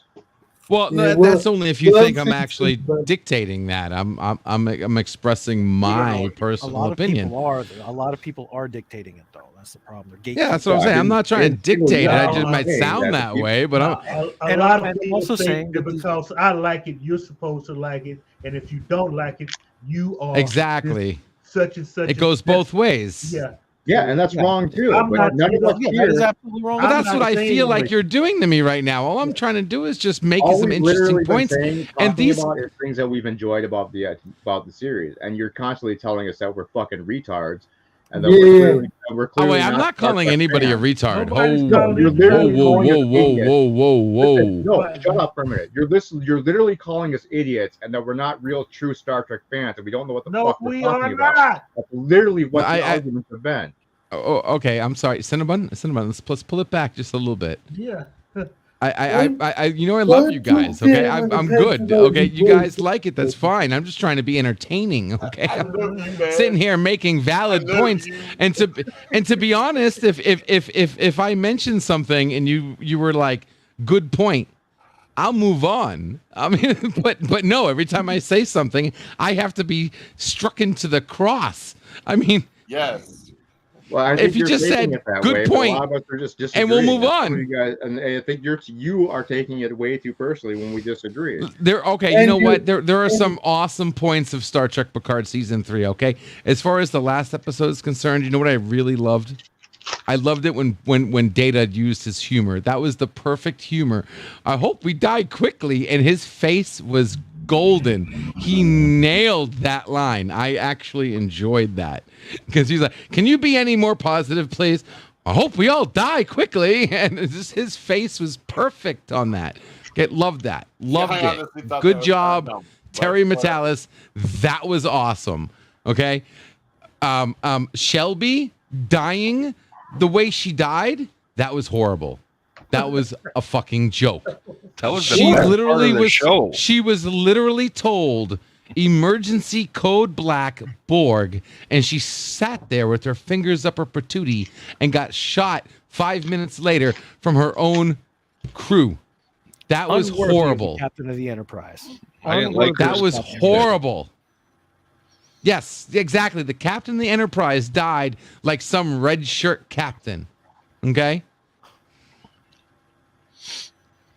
No problem there. No problem. I mean, I didn't have a problem with it. I mean, she wasn't a main character. He didn't have a lot of time to react. And she was surrounded by... 10 minutes. I would like to see more with her. She's dead. I wanted to see. Okay, if they're gonna kill her, that's fine. If she's gonna die, I'm not mad that they killed her. I'm mad that they didn't give her. She didn't have what Ro had. At least Ro had a good scene with Picard. Ro had dialogue. Ro was Ro. I felt like Ro was Ro. Okay. Shelby, if you look at Shelby on Best of Both Worlds, she was sharp. She was intent. She had gut. She had gumption. She was on top of the ball. She was the first officer that could have replaced Riker. And from what I hear in the background, they tried getting her back. She just said no. She did a great job in Best of Both Worlds. But what she was in Picard was a fucking joke. Okay, that was a joke. That was disrespectful to her character, to the story. She didn't have a chance. She literally felt like I was watching like a Family Guy parody. Okay, what's going on? What? Boom, boom! 2 shots to the chest. Out. What, are you kidding me? Well, you were told by Picard. The second Picard said, "Code Borg."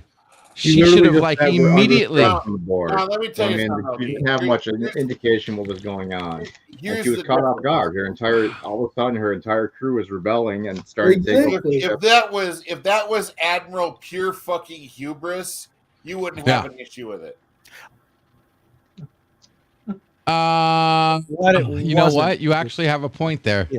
I would have with that. I'll give it to you. I surrender to that comment you made. Clancy's that stupid you wouldn't character. You would have a single problem with that scene. Sorry, Taki, what did you say?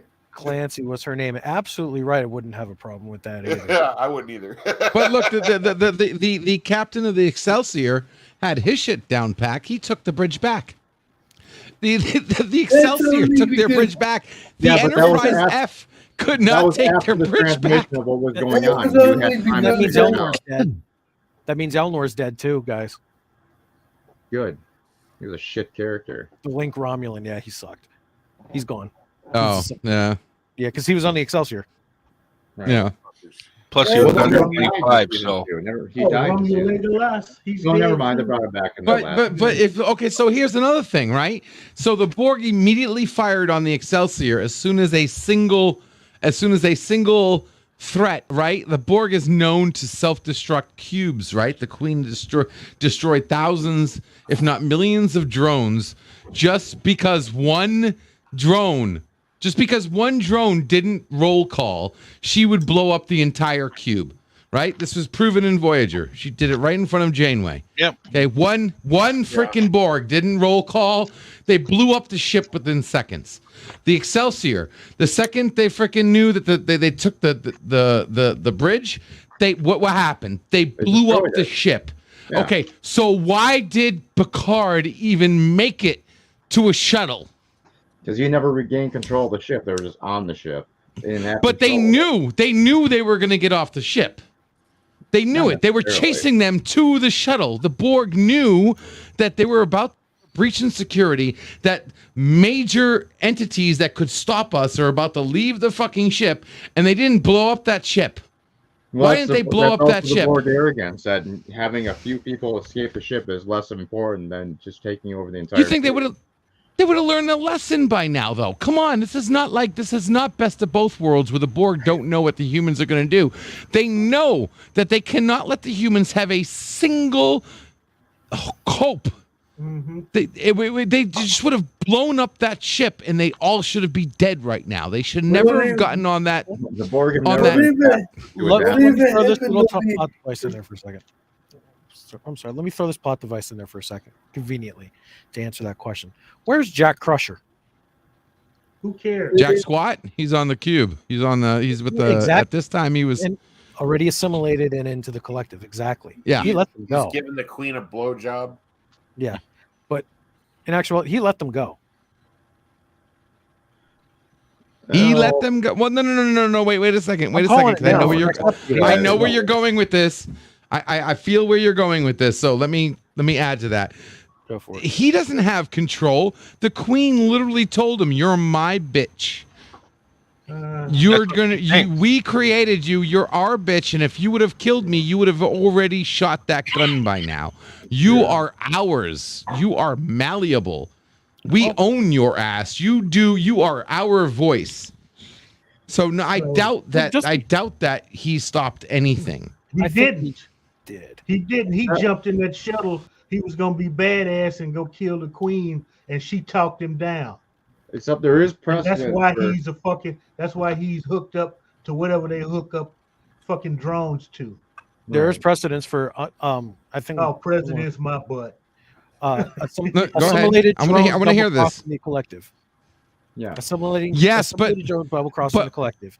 But only within their. But only within their own. Only within their own.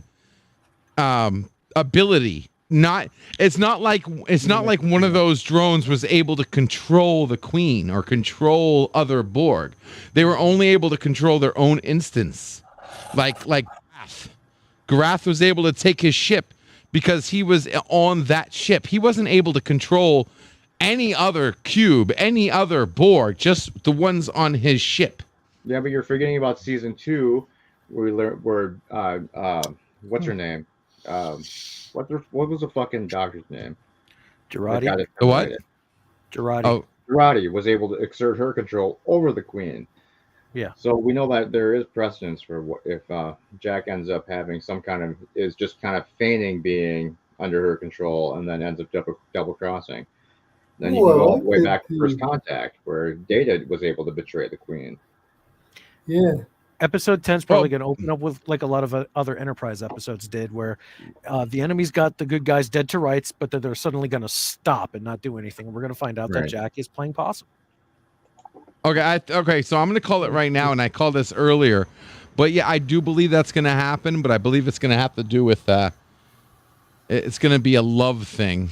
It's going to have something to do with Geordi's daughter. Yep. And that's what's gonna give him. But right now, as of right now, my money is he's the Borg's bitch right now. He's not able to fight the queen, and he shouldn't be able to because he's been biologically altered to you think he was assimilated? Be subdued. Yeah. No. That was the whole point of the red.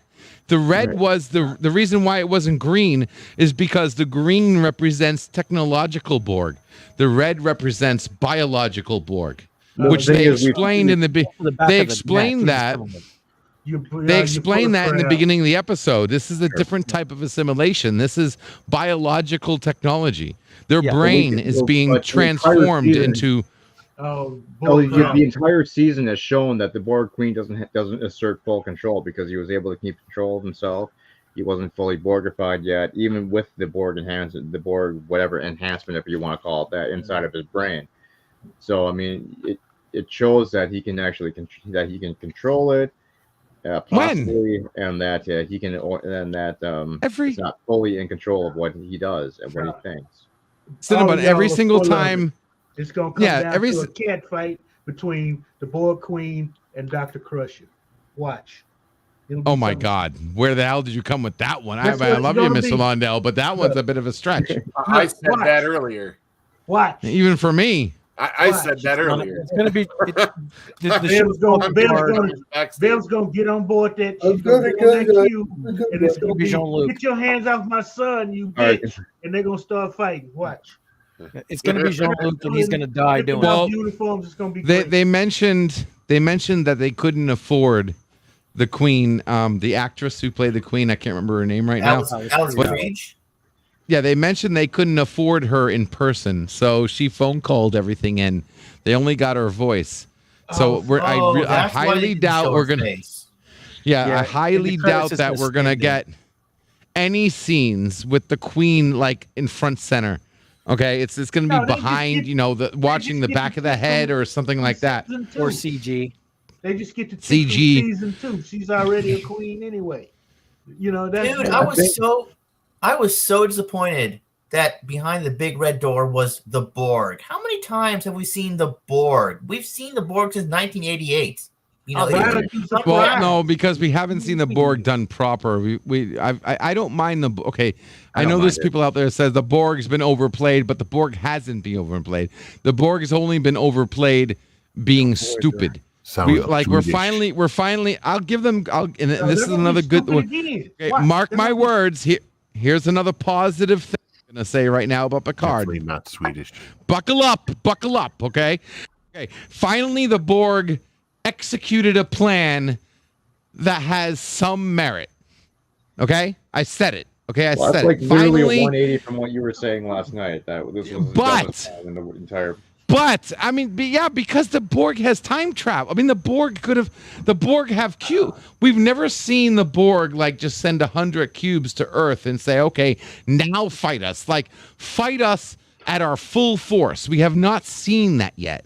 The only time we saw the Borg come at the Federation at full force is when we saw 15 Borg cubes head to Voyager. And I swear, I could have sworn at that moment in time, I remember where it was like 9/11. I remember when 15 Borg cubes were chasing Voyager, and I literally thought that, am I seeing did they cancel Voyager? Is this how it's going to end? And somehow, obviously, they got past it and Scorpion and everything. But that was the only time we saw more than one cube coming at any Federation, any Federation ship.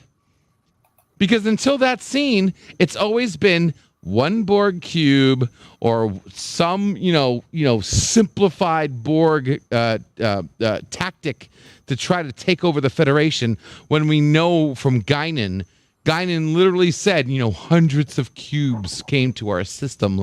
And then not only Guinan talking about the Borg, but do you remember the episode in Voyager with the brain people, the guy who did the fake Federation ship, right? His people, and he talked about how took over his people, how the Borg originally was like you just need to stay clear of the hurricane. You know what I mean? And they talked about the Borg like it was just easier to send 100 cubes to a ship, to a planet that's literally in their quadrant neighborhood. Well, they had transwarp conduits. Yeah, we don't know how transwarp conduits really even work. We don't know if they can send 100 ships through an entire conduit. No, look. Am I hearing this English correctly? Are you serious? That's because nobody pays attention to the Borg. Okay. The thing is, all it takes is one cube to assimilate a planet or a system. All they have to do, I said most of them, all they have to do is assimilate an area the size of Hawaii, and then from there it spreads. Right. Well, yeah, one person. At LDG in that Voyager episode, they weren't even chasing the Voyager; they were just literally flying by, going after 8472 when they happened to come across, run into Voyager at that point. Well, we didn't know that at the time. At the time, we did not know that. At the time, we were coming for them. They were running from 8472 because of the corridor, but at the time, we did not know that. At the time, we had the first encounter of the Borg, because we all knew this was coming. The whole reason why most of the Trekkies who watched Voyager was because we knew that between where Voyager was and Earth is the entire Borg space, right? Borg space. Voyager had to fly through Borg space. We all knew this was coming. Like it wasn't like DS9 where they got the Defiant. Nobody thought of the Defiant. Nobody knew we were going to get a ship and a whole different way of exploring space from DS9. And it wasn't just going to be about a space.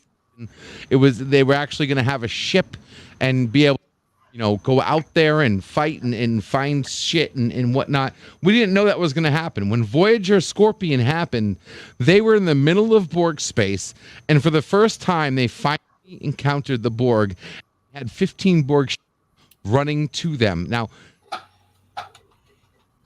we didn't know. We didn't know what was going to happen. At that moment, we thought Voyager was done for. Part of the entire series. was that they wouldn't just go around get out of there and go around Borg space, because it's a little ridiculous to even believe that a small ship like that would survive. I mean, it makes zero sense. It was complete plot contrivance. No, because at that point. Cinnabon, and that for me was when the Borg got ruined, essentially. Let me ask you a question, Cinnabon.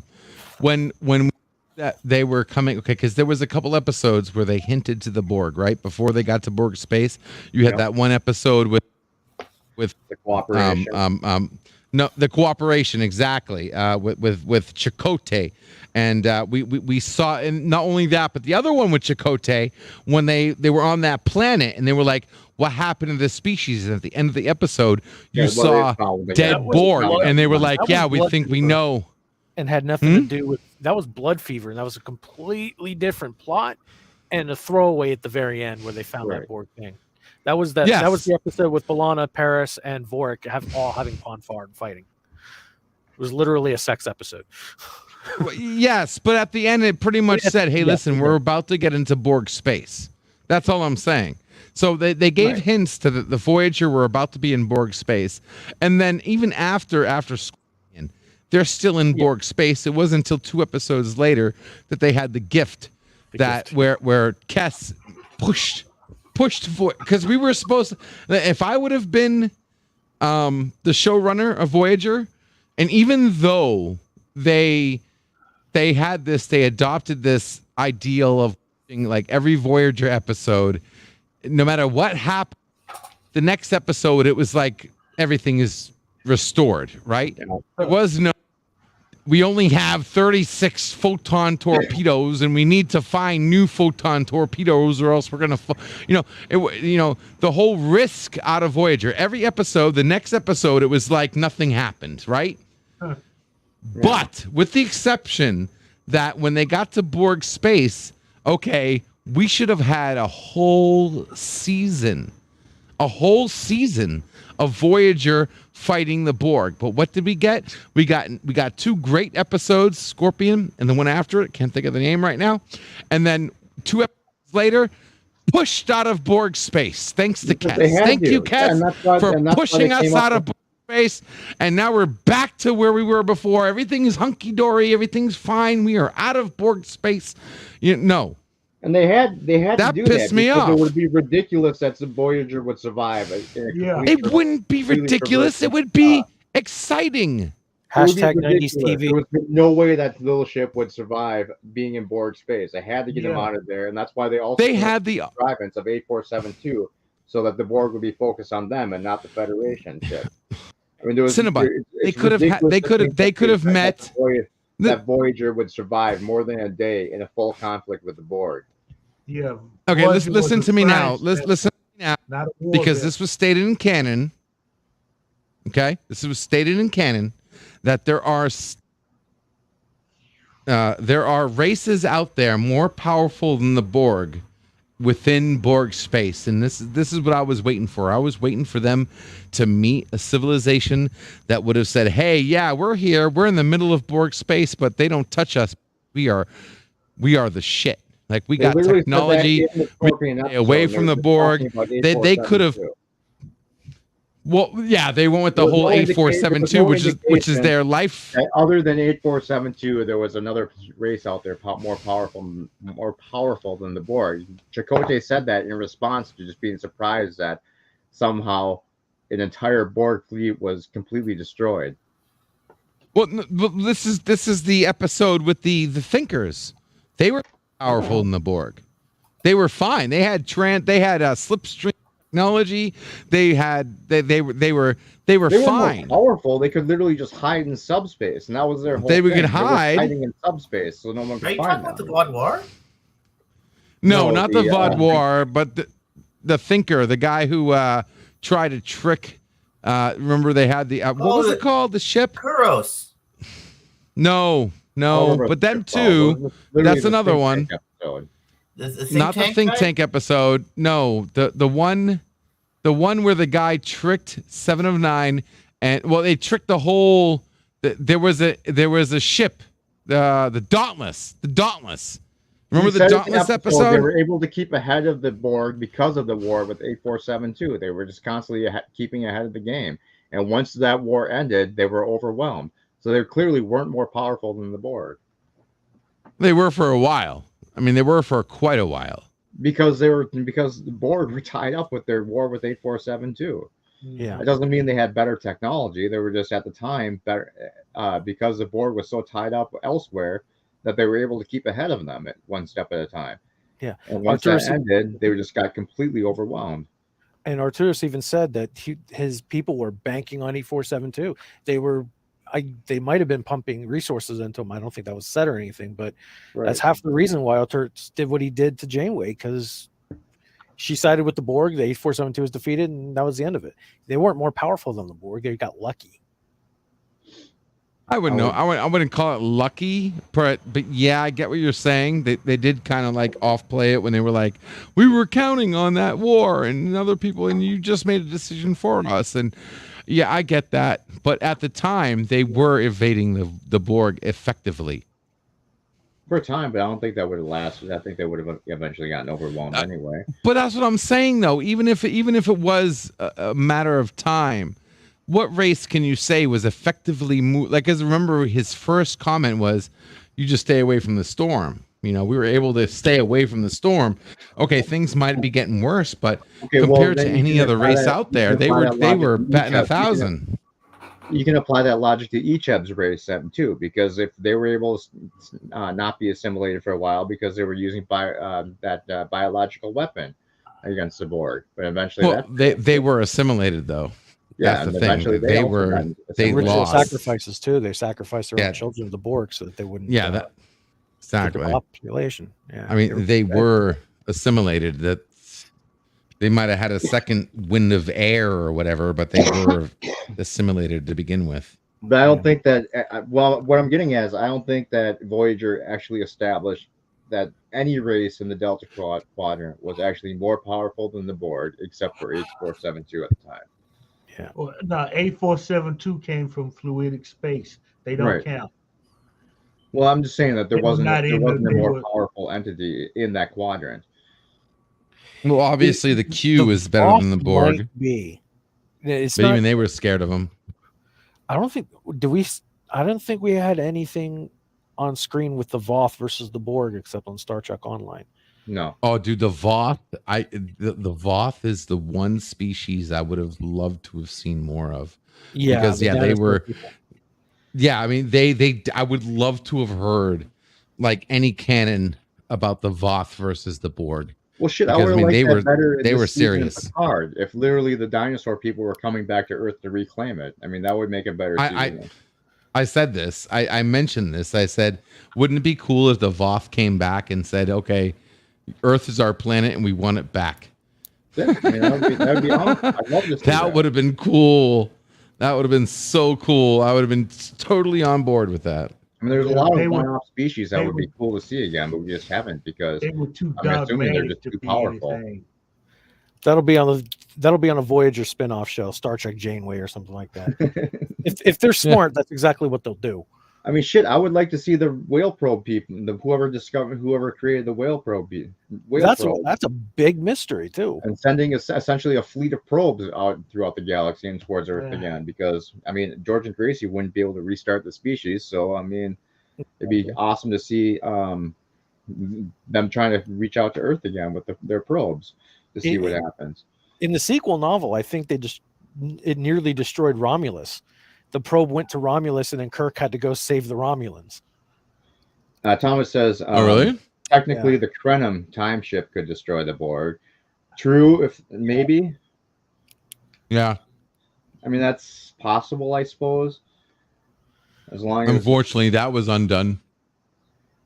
Yeah, I mean, that was all undone too. But I mean, a lot of stuff was undone in Voyager. A lot of those episodes that should have had follow-ups just couldn't because they decided to hit the giant reset button at the end. That was the biggest problem with Voyager, that they had to contain everything in single episodes when they should have just left things open-ended so they could actually come back at a later time.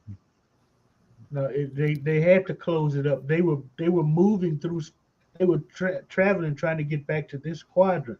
You can't. You think they're gonna go so far? They turn around, come back. We need to visit the Krenim again. That was such a nice planet. No. But they were trying to get to Earth. Yeah, So but the Krenim can even with the invade Krenim, the and you keep Federation. going. Yeah, the Krenim can invade the Federation too. I mean, it works both ways. He can bring them back, bring them over. They brought the Hirogen back through dialogue. Mm-hmm. Well, I mean, one of the things with the Krenim too, that as far as the Borg goes, I mean, they should have been able to change history enough to the point where worlds the Borg had assimilated never existed either. So that should have put us, should have slowed them down as well. Yeah. So I mean, it's just Voyager's just completely inconsistent writing. Oh.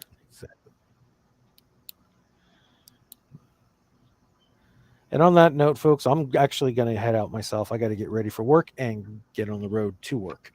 Sounds good, Tokyo. You have a good day. All right, bud. Thanks for the conversation, gentlemen. Tokyo. You guys later. You're welcome. Later, try to bud. be less shouty next time. Roger that. See you guys. See you later. Good chat. But that's kind of going back to my original point. That's like, I mean, if we want to be nitpicky, every single series has had problems, has had plot holes, and it's not anything new to Picard. And I think a lot of people are trying to make it out like all of a sudden that bad writing all of a sudden just occurred in New Trek when it happened all the time in Old Trek as well. But we see, for some reason, seem to give it a pass. There's a difference between a pass. I see. I don't know how to explain it. Like I said, there's a difference between why they broke canon before and how they're breaking canon now. There is and that's really no my difference. issue. It's basically there absolutely is. It's not. I mean, they broke canon to be able to tell the story they wanted to do, and especially the New Trek people are breaking canon to tell the stories they wanted to do. No, they did not break the canon just to tell their story before. That's what they're doing now. That's not what they did before. They broke canon before because they were just sloppy. No, they're breaking canon now because they're story. trying to regenerate Not Trek. because they're sloppy. It's because they wanted to tell a story. I mean, if you're going to say it's because they're sloppy, then you have to admit that the original writers were shit. In some ways, they were. Okay, I'm out of here. You guys have fun. Good night. Later. Thanks, JP's. Later. I mean, it's my take on it is it's exactly the same. I mean, Jerry Taylor back in the day said it herself that canon can't stand in the way of telling a story. If they're going to sacrifice something, it should. Well, look, that's what the writers said themselves. That if they're going to sacrifice, they're being lazy. To tell the story, it's going to be canon, and that's been happening since the TNG era time shows. So I mean, it's not anything new, but for some reason, canon really egregious now. But for some reason, it wasn't that egregious then. No, you shouldn't sacrifice canon to tell the story. That's just wrong. I mean, you sometimes have to LDG because a lot of times these shows establish things that literally write themselves into corners and they can't get around it anymore. So if you want to keep expanding this universe and keep going, then you're gonna have to sometimes break canon or get better writers. You should never write yourself into the harder you write yourself into a corner, the more imaginative you need to be with the solution. I mean, it's a fictional world, and even in the real world, there's no such thing as straight canon. Shit happens all the time that goes against the grain. So, I mean, if anything, sometimes when things go against what we actually perceive are the rules, are just normal. It really doesn't make that much of a difference, and it's not really show breaking. Until you find somebody who can actually do it the right way. Well, I mean, yeah, again, that's your opinion, and that's fine. You're right. It is my opinion. We You're just absolutely disagree. right. Yep. I would never do that shit if I was writing it. I would tell my writers, you're getting paid millions, you're getting paid all the whatever money you're getting paid. You sit down and you figure out a way to do it. Simple as that. And if you can't, then you're fired. You get replaced. Don't break canon just to tell the story. That is the worst. That's the worst moral. It's not even a moral. I don't even.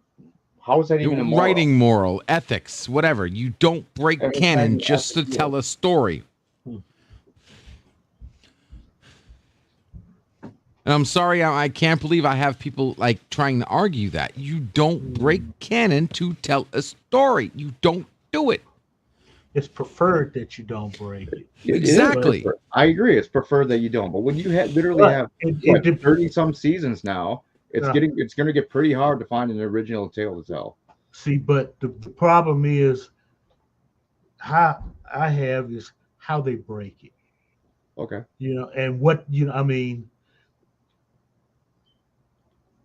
A lot of the things LDG's bringing up about the aromatic syndrome, they're good points, okay?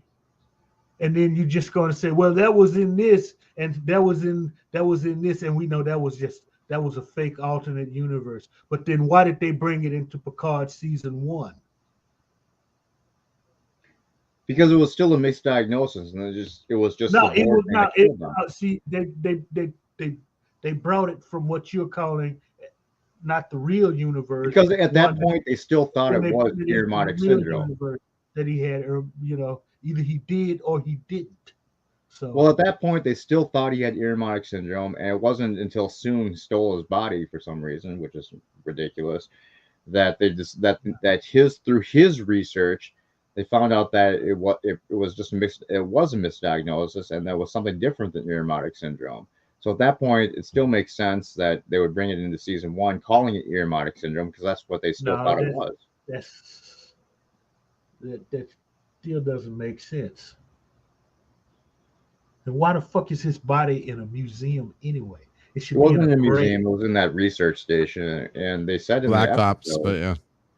That it was Soong that brought him there because he was doing research on what was inside. Because when they said in the episode that during the transfer from his body to the synthetic body, that's when whatever Soong's name was figured out that it was actually not Ironic syndrome. So he brought it back to the station for research, apparently.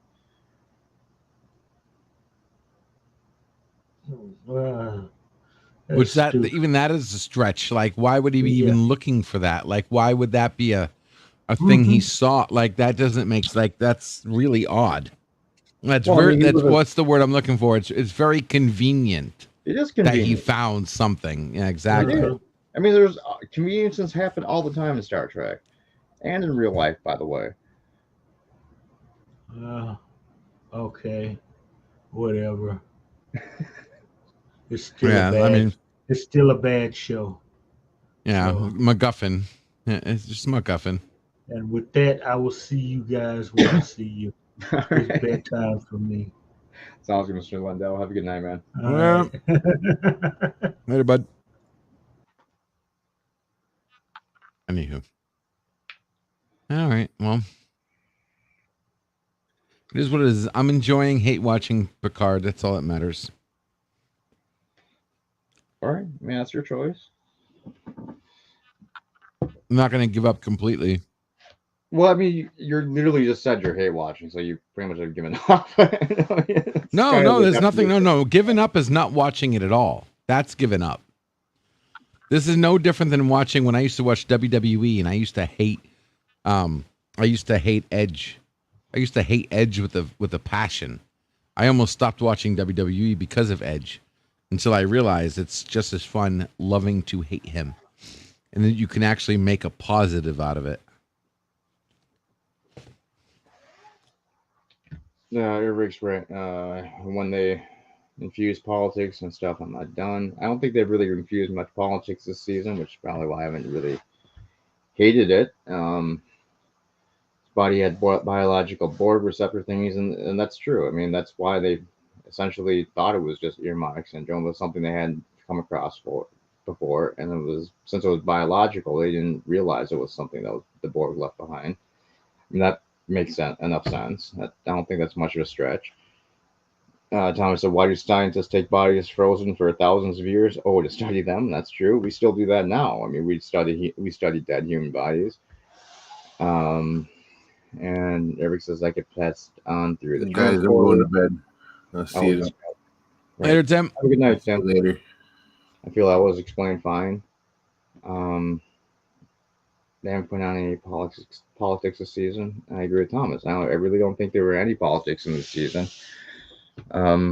If there are, feel free to point them out. I haven't noticed it, but have you guys noticed any clear politics they're trying to push on people during this season? Besides the whole red and blue, yeah, the red and blue conspiracy. Like, yeah, I think that's related to something political. What red and blue conspiracy? See here. Wait, red and blue. What am I thinking of? That's what I'm wondering. What was the red and blue thing? It was. I don't know. I honestly have no idea what you're talking about. That's why I asked you to explain. I might be thinking of Matrix 4. Now that you mention it, never mind.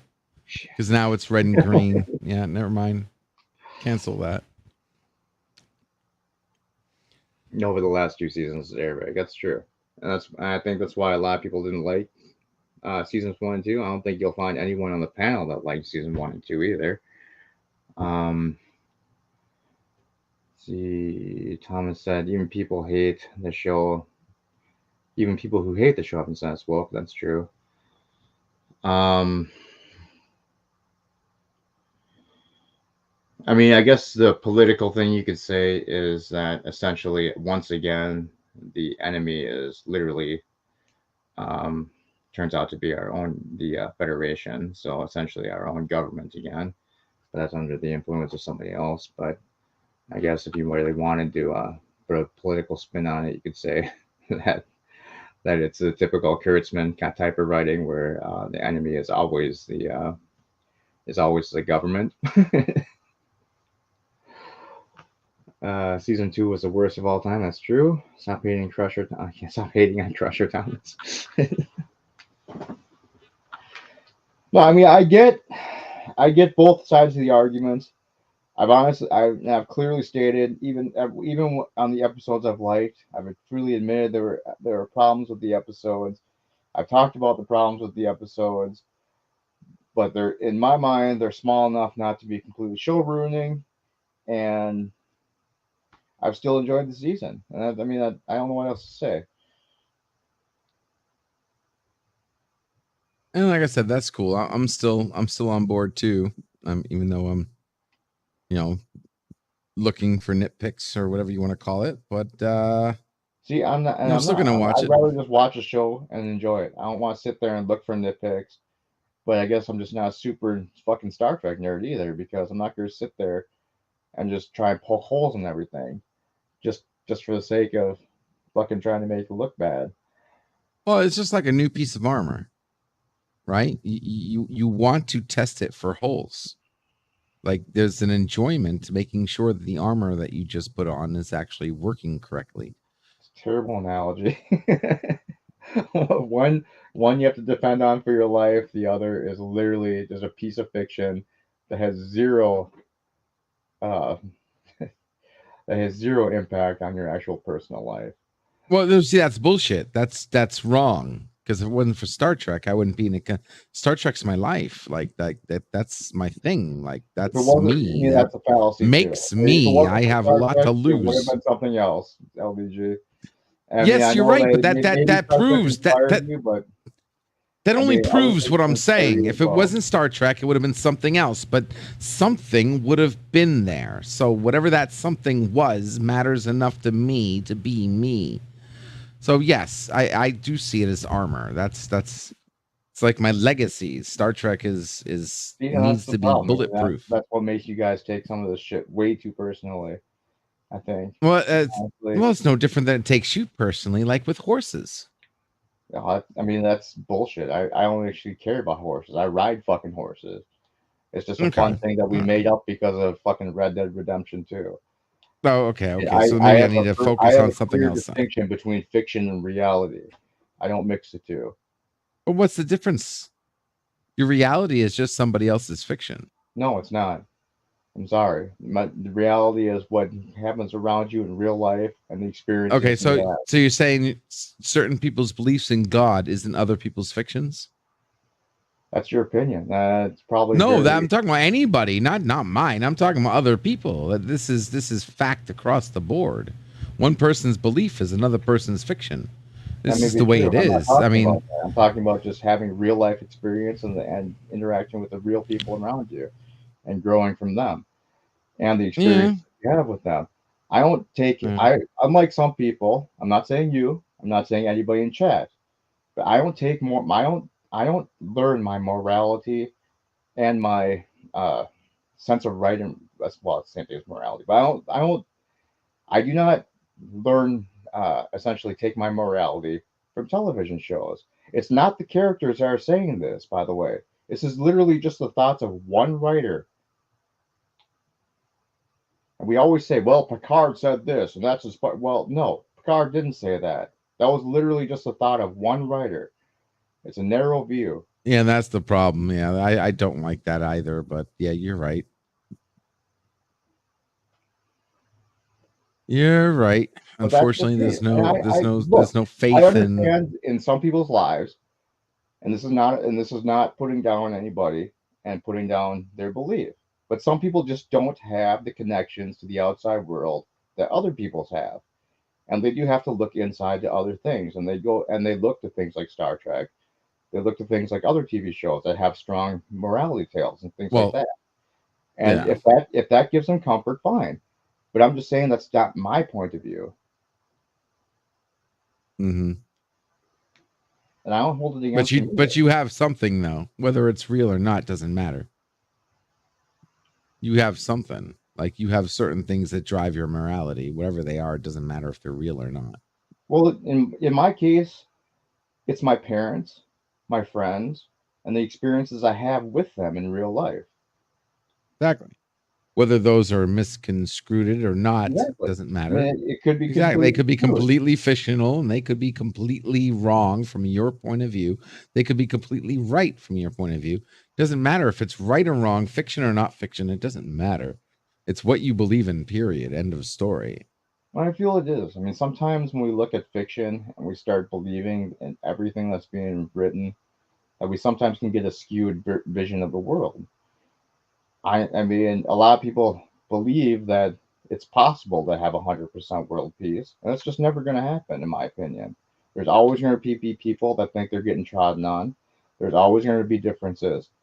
I mean, it's just not, unless literally there would literally it was just a one race society and a one nation society.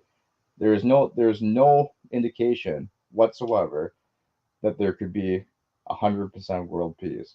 And that's what I love about it. And I know that's a dim view, but honestly, it's kind of a realist point of view, because the American and the Western point of view is not the same as, say, the Eastern point of view or the Middle Eastern point of view. There's or always the other way around. Differences and conflict. Yes, quite frankly, but in reality, it is. Sorry, go ahead. I'm turning into sci-fi. I'm sorry. Conflict in this world, it would be a very bland world. And there would be no innovation. There would be no reason to keep trying to improve ourselves. Whether we like until we're perfect, but I mean, I hear you. But yeah, I mean, in reality, you're right. You think we think that there's Eastern and Western, but in reality, it is just one race of people trying to survive on a rock. And that's a very ridiculous point of view. I mean, honestly, I'm guessing you haven't been to many Eastern nations. No, I've been around enough to understand. You've been to Asian countries. I haven't been to Asian countries, but I've been in different places. And to say that it's the same as a Western point of view is a fallacy, and that's a no. I'm not saying it's the same. I'm saying both have it wrong. Okay. Both have it wrong is what I'm saying. I'm not saying Eastern is correct or Western is more correct or however. All I'm saying is both sides look at each other the same way. The same diversity of thought. That, oh yeah, well, you haven't seen it my way. Well, you haven't seen your way. Well, the alien above our heads are like, all I have to do is push a button and you're all dead. That's true. And quite frankly, diversity of thought is what makes life worth living, because quite frankly, if we all thought the same, I mean, there'd be no spice to life. It'd just be literally. That's another thing too. No one person can think of everything. So yeah, you have to take everybody's individual version of myself or yourself as a contributing factor of a valuable contributing factor. I totally believe that. You can't get anything done until we start all working together, and that requires getting everybody's point of view and everybody's opinion. But they all weigh in equally. Yeah, but on a planet with 7 billion people, you cannot represent everyone's wishes equally. It's literally impossible. Wow. That's why I get That's why I get disappointed when I have my point of view, and I'm just written off as a naysayer when I'm sitting here and I accept your positive point of view, yet you can't accept my negative point of view. I accept your negative point of view. I just think it's just a little over the top, and I think you're just doing it just to be controversial at this point. Well, no, because you have to challenge some of it. Yes. Some of it I do go overboard. Because without that, I'm the guy who likes to challenge both sides at the same time. I'm not just hating Picard. I like some of Picard. Okay, doesn't matter. It's just the fact that I will argue the opposite of what I think, as well as the opposite of what I think, what other people think of as being an opposite of me. I mean, there's plenty of times where I've just completely came out of left field and challenged something that I said 2 seconds ago was an important thing. I just like doing that. I like asking questions constantly and challenging different ways of thinking constantly on both sides. Right. Like I said, there are 5 sides to every coin. And a lot of people don't have belief. A lot of people think everything's black and white. I see every single instance as 5 different possibilities. Sure. 5 basic universal points of view, and I like to argue all 5 points. But yeah, it's fine. And I know we've gotten shouty tonight, but I mean it's just for fun. Fuck, I'm gonna walk away from this. I don't hate everybody. I don't hate anybody. I don't care if anyone has a different opinion than me. I don't take it personally. It's their opinion. Exactly. Big fucking deal. We're just having a good time, just arguing about weird shit on the internet. I mean, I think that's another thing too. If you can hold your own doing it, I respect that. I mean, if people are gonna take this shit seriously, then seriously don't hang out in my chats because, look, I mean, we're gonna argue. But if we can't walk away from this and not hate each other, then we need to look inside of ourselves because there's clearly something wrong. There's no different than going to a sporting event and shaking the hand of somebody who's rooting for the other team. It's true. As far as I'm concerned, but because the only reason I got shouty tonight is because people kept trying to fucking talk over me. I just wanted to make a point. Sorry about that. I wasn't the only one, but sorry about what I did. I've been drinking a little too much tonight too, so same here. Obviously plays a role into it. And to me, it was just fun. And like I said, I'm not mad at anybody. I understand everyone has a different point of view, and it doesn't bother me. Do I sometimes get irritated by other people? Sure. I mean, we're human, and we're all gonna have bad days sometimes. So sometimes I'm gonna get really pissed off at some people. Like last night, I was really annoyed when fucking Salty Trucker came on. I just wouldn't shut the fuck up for like an hour and a half. And I was like, you know what? So I left. I didn't make a big deal out of it.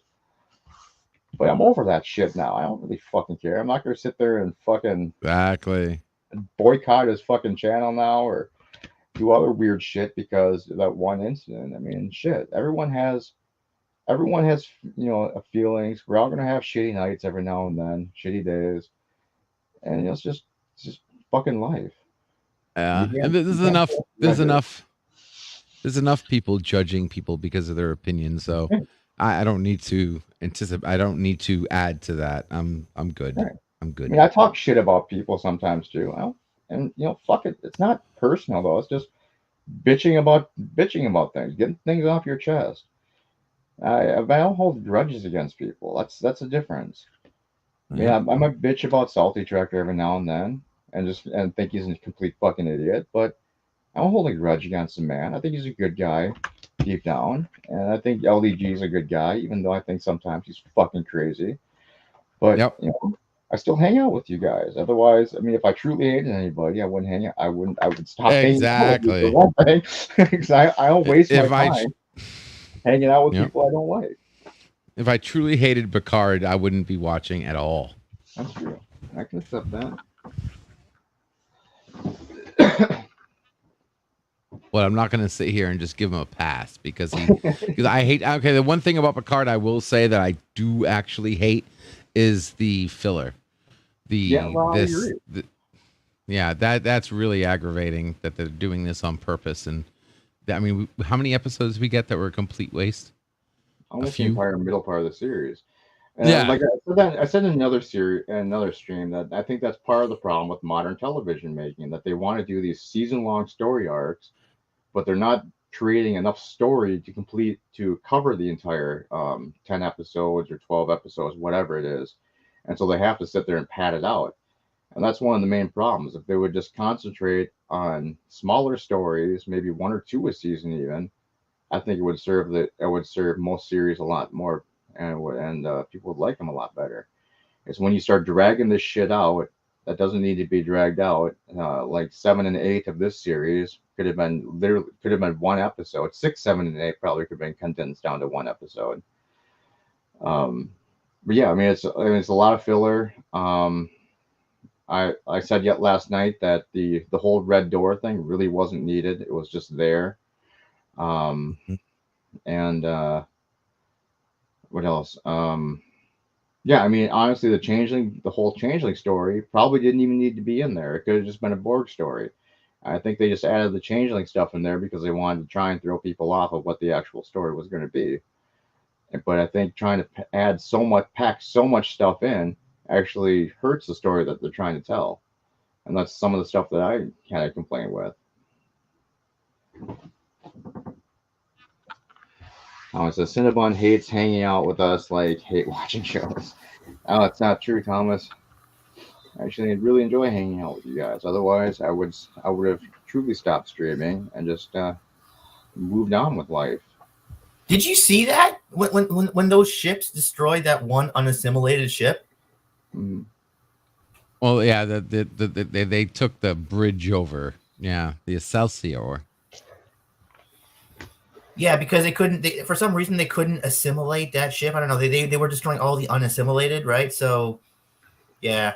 Well, they must have. I'm assuming they just had a lot more older crew members on board, so they were able to overwhelm the Borgified people that were on that ship and retake their bridge. Yeah.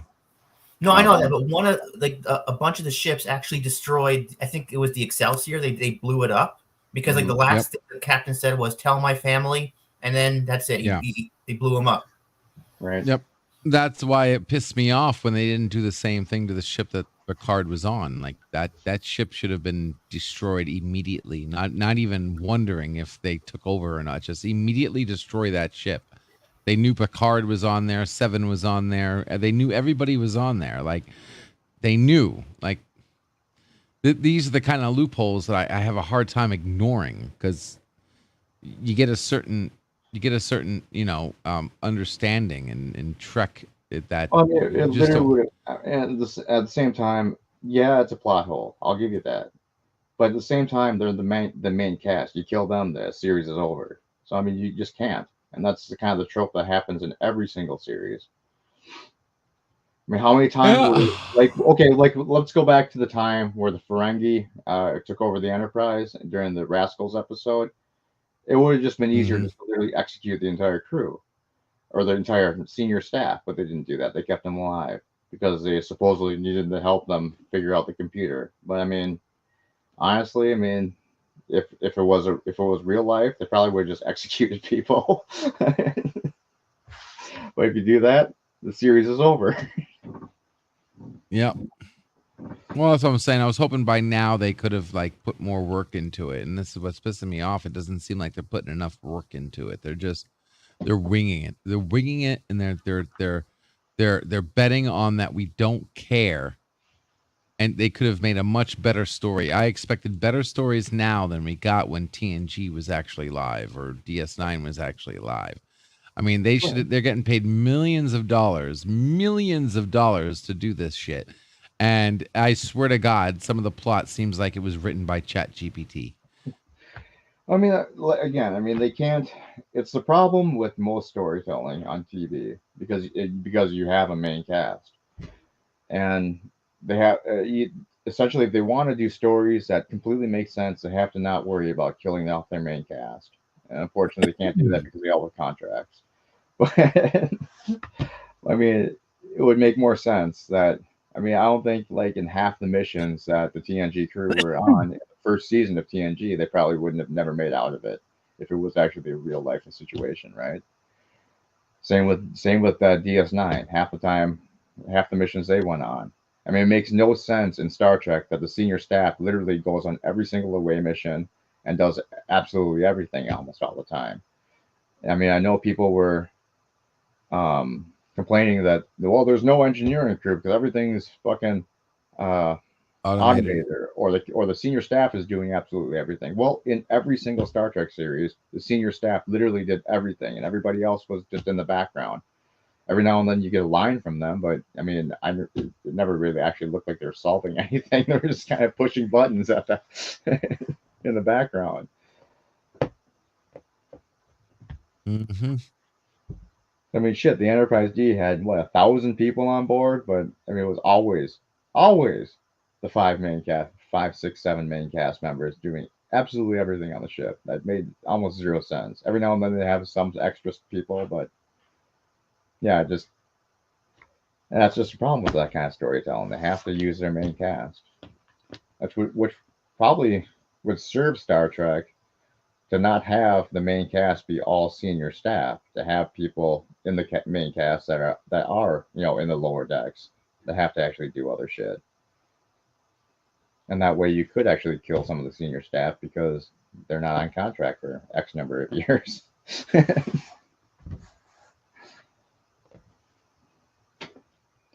Let's see, that's what Picard gets for calling the Dominion War a brush fire. That's probably true.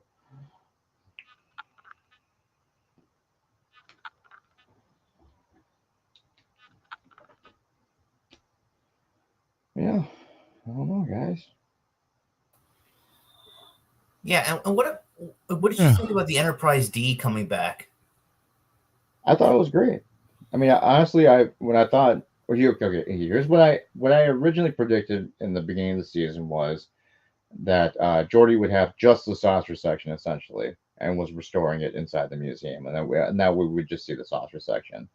So I was kind of happy to see that they actually just reassembled it with another star drive section, which I probably should have considered since obviously it separates. Just didn't cross my mind during the early part of the season, but I thought they did a really good job with it. It was a really good recreation of the ship, I thought. They did a really good job with the interior, matching it up to what it looked like kind of during like the mid seasons of TNG, I suppose.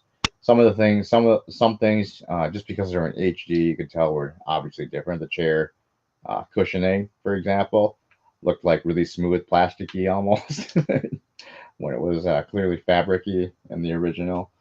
But obviously that could have just been, because they rebuilt that stuff with new materials. But yeah, I thought it was rendered out. The exterior was rendered probably the best we've seen it in all of Star Trek. 100 times better than how we saw it rendered out in the first season of Picard. Yeah, it looks really. I thought it looked really good. I do think the one ridiculous thing is that they think that taking the Enterprise D, which is inferior to the Enterprise E that was built to fight the Borg, is going to be expected to go and fight an entire armada on its own. But yeah, other than that, I didn't have a problem with it. Yeah, they basically set up the last episode to be a complete failure. So let's see what they pull out of the guffing ass now to make things okay. Because there's no way that D is going to be able to do anything against any kind of armada, especially controlled by the Borg. Yeah, I mean, they've got like, what was that? Like about 100 ships at least sitting there around Earth. So yeah. I freely admitted last night right away on Beach Stream that that's the one plot hole that they need to figure out.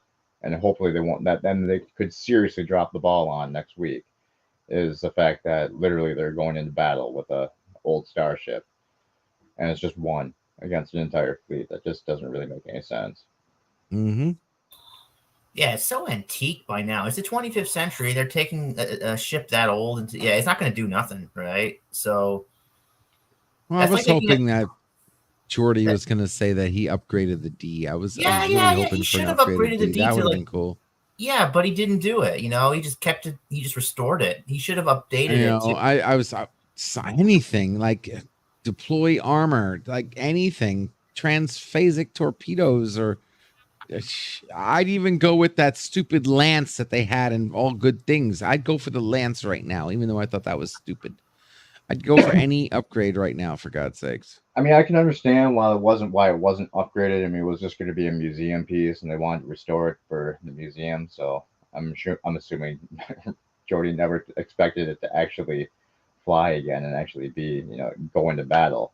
So that I can forgive that they didn't do any kind of upgrades on it. But Thomas makes a point that maybe they're just going to go to the location where the cube is, which would make sense if they just did that instead of going to Earth. They did that, but they actually set course at maximum warp back to Sector 001. So it does seem like they're going to go face off with the fleet for some reason. Make it the double D. Mm-hmm. The Enterprise D versus the Enterprise F. Yeah, the Enterprise F is going to rip through the D like it's tinfoil. You would think. I mean, you would think they wouldn't even get out of warp. Essentially, they would just detect it coming and just the entire fleet just firing everything it had. They would just blow it out of the sky.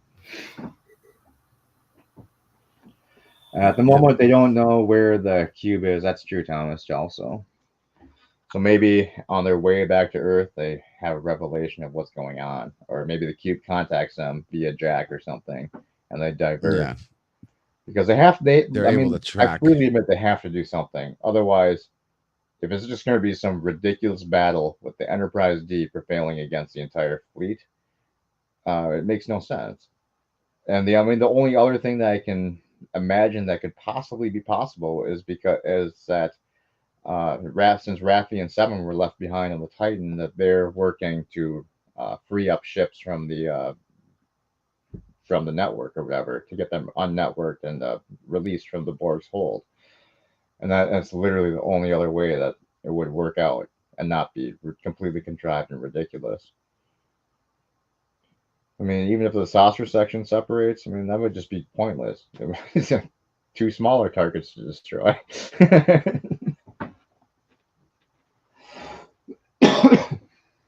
Yeah. So well, I guess that's problems.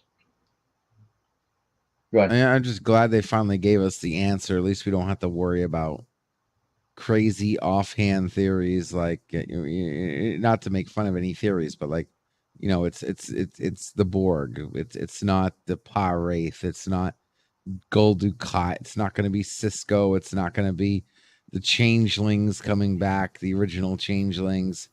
Okay, it's the Borg. They took over the fleet, and it's the last ship in the fleet versus the fleet. Now what's gonna save their ass? Obviously, they're gonna. I didn't have a problem with the whole Pa-Wraith theory. That kind of made sense just because of the floating head thing was kind of like in a fiery scene. Also, the glowing eyes, obviously, that were glowing orange or red or whatever. The visions. That kind of made sense. And let's see. The whole original Changelings thing's kind of that made zero sense to me. Nagila, that made zero sense to me. Nagila made absolutely no sense. That was like I'd expect freaking Skin of Evil before Nagila. Armus? Yeah, Armus, because technically Armus is a shapeshifter. Thomas he was. If the D was in Discovery, it would have 900,000 shuttles. That's true, and they could just fight the fleet with all their shuttles. Technically, we never did see what was in the Enterprise D's main shuttle bay. They always use their auxiliary shuttle bays, so you never know. They might actually have 900,000 shuttles. Yeah, whatever happened to the Enterprise E, by the way? Like, they did mention, Worf, he said he Yeah. He said he prefers the Enterprise E, like the the armament on the Enterprise E, because that was a warship. The Enterprise E was a warship.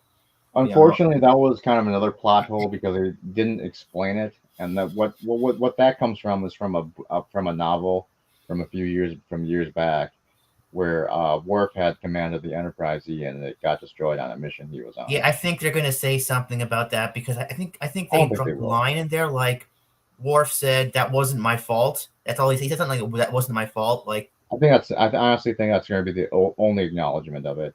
And that's the problem with that I have with that is because you would literally have to have read that book to understand what the fuck he was talking about.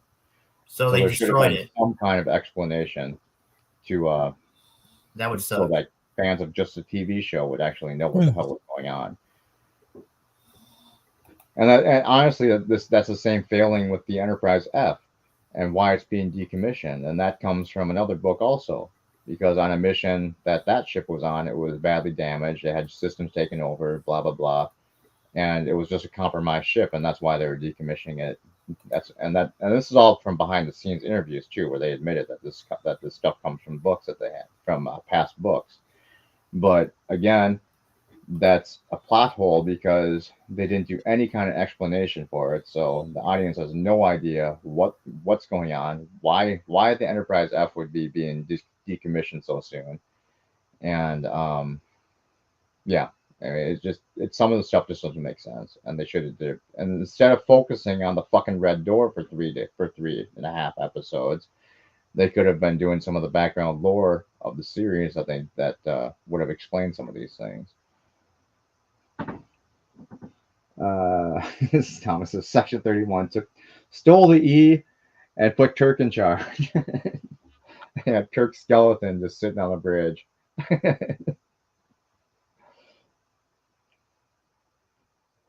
And honestly, one of the things that bothers me about, I suppose you could say bothers me about the season, is that they are using book canon. And up until now, books weren't canon. So, I mean, that's kind of a problem to all of a sudden start pulling things from books and from games, essentially. And that's why we get these ridiculous arguments also now that when people, mention, hey, that was from a book, you get people, oh, books aren't canon. Well, fuck, it is now. Oh, it is possible the G is somewhere. Honestly, I hope not.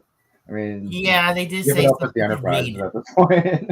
I did read they're gonna decommission the F and bring the G. Someone suggested maybe they should just rechristen the USS Titan A as the Enterprise G. And I'm like, that's a horrible idea.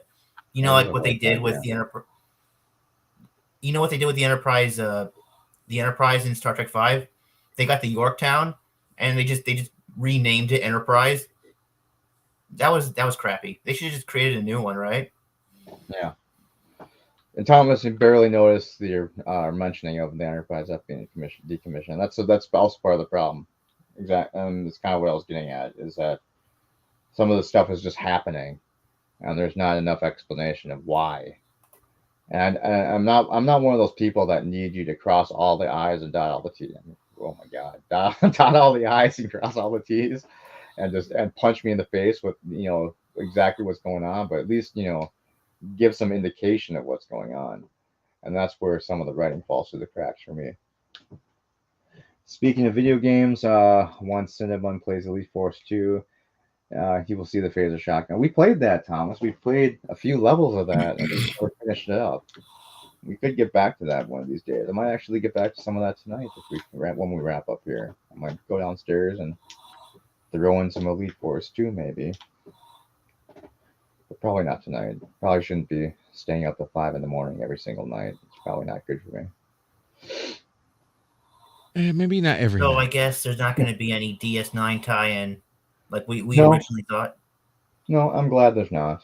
To be honest, there's enough story packed into this at this point that I think packing DS9 in at this point would just anger fans of DS9 for one, which is a small point, I think.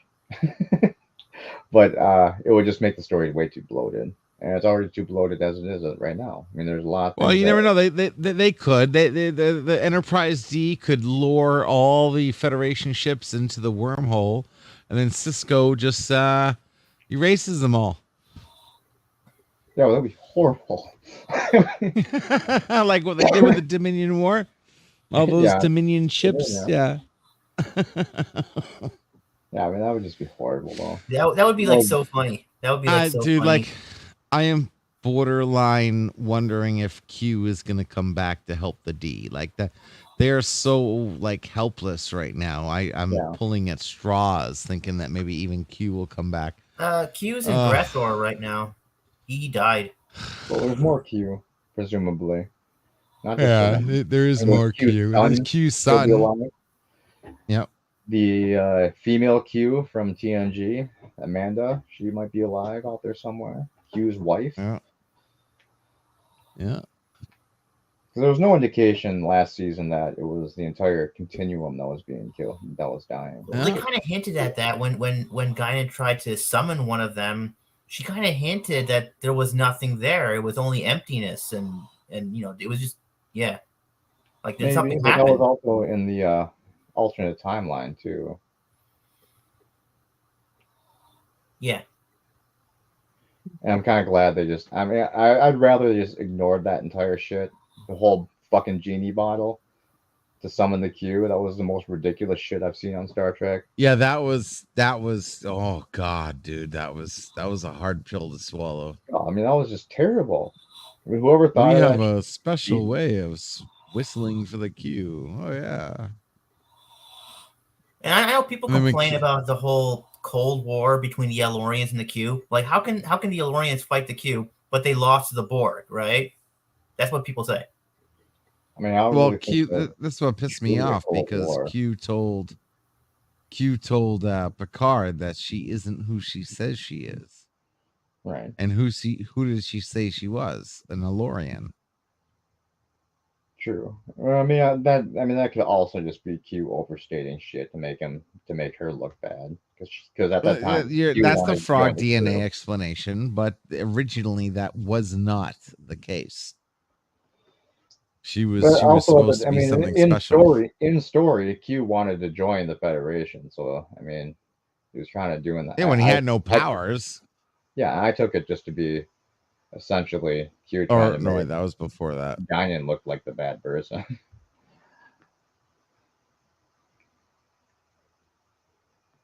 Thomas is right. Technically, the Changeling thing was a tie-in for DS9. So there's your DS9 tie-in.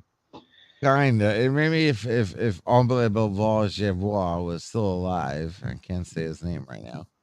If Odo was still alive, maybe they would have done something. But Rene Auberjonois, exactly. Yeah, the Changelings are kind of a tie-in to DS9. They were in the Dominion War, but we just didn't see them. Not those ones, right? We didn't see them. They were like just captured. See, that's the thing, though. We didn't actually get real changelings. We got rogue changelings, just like we got rogue.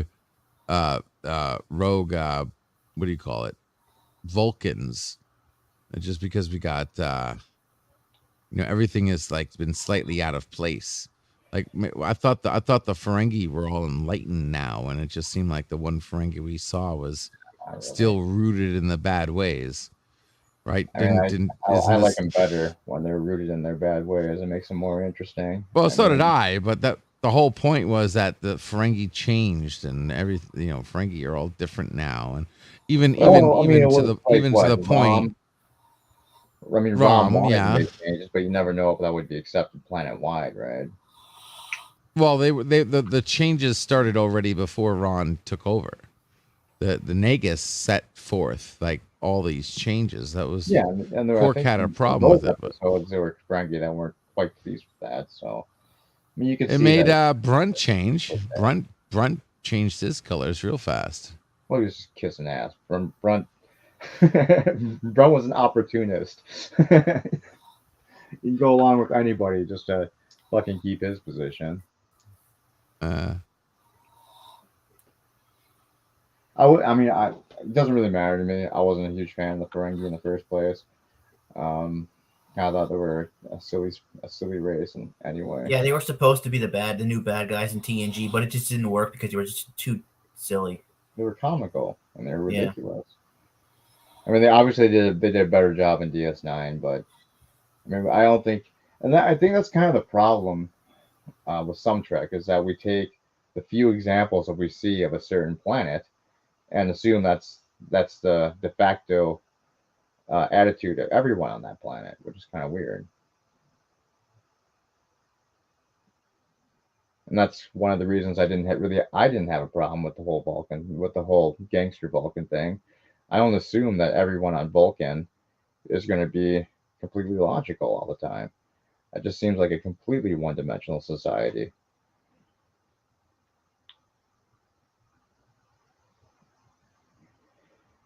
Eric says, apparently the Elorian can give Q the 2 middle fingers to inhibit his powers. That's true. The tiger claw.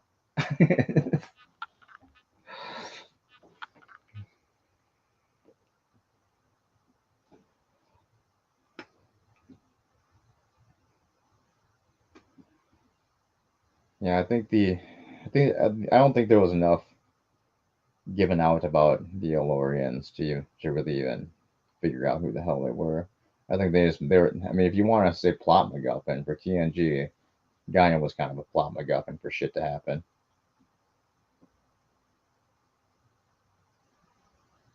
The ship is cool though. Their ship is cool though. Which ship?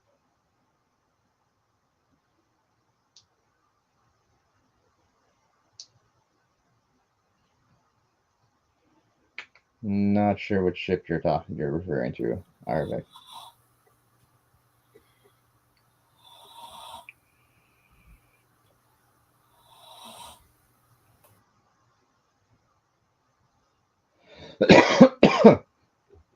Anyway.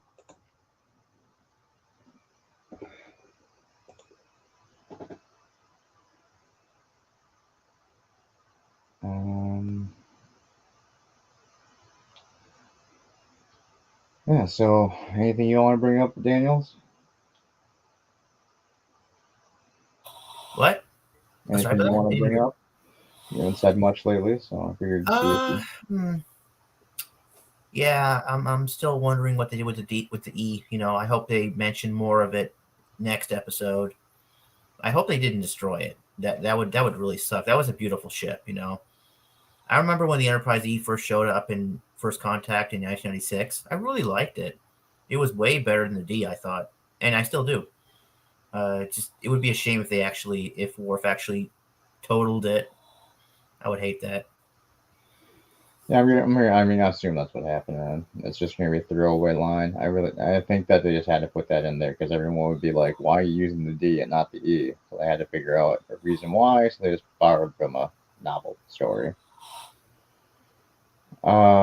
Eric says the Ferengi Marauder. Yeah, it was a cool ship. I like the original version first that they used, where when they went into attack mode, the neck stretched out. I mean, that was kind of cool, but yeah, it kind of got nerfed towards the end there. We just had a static model.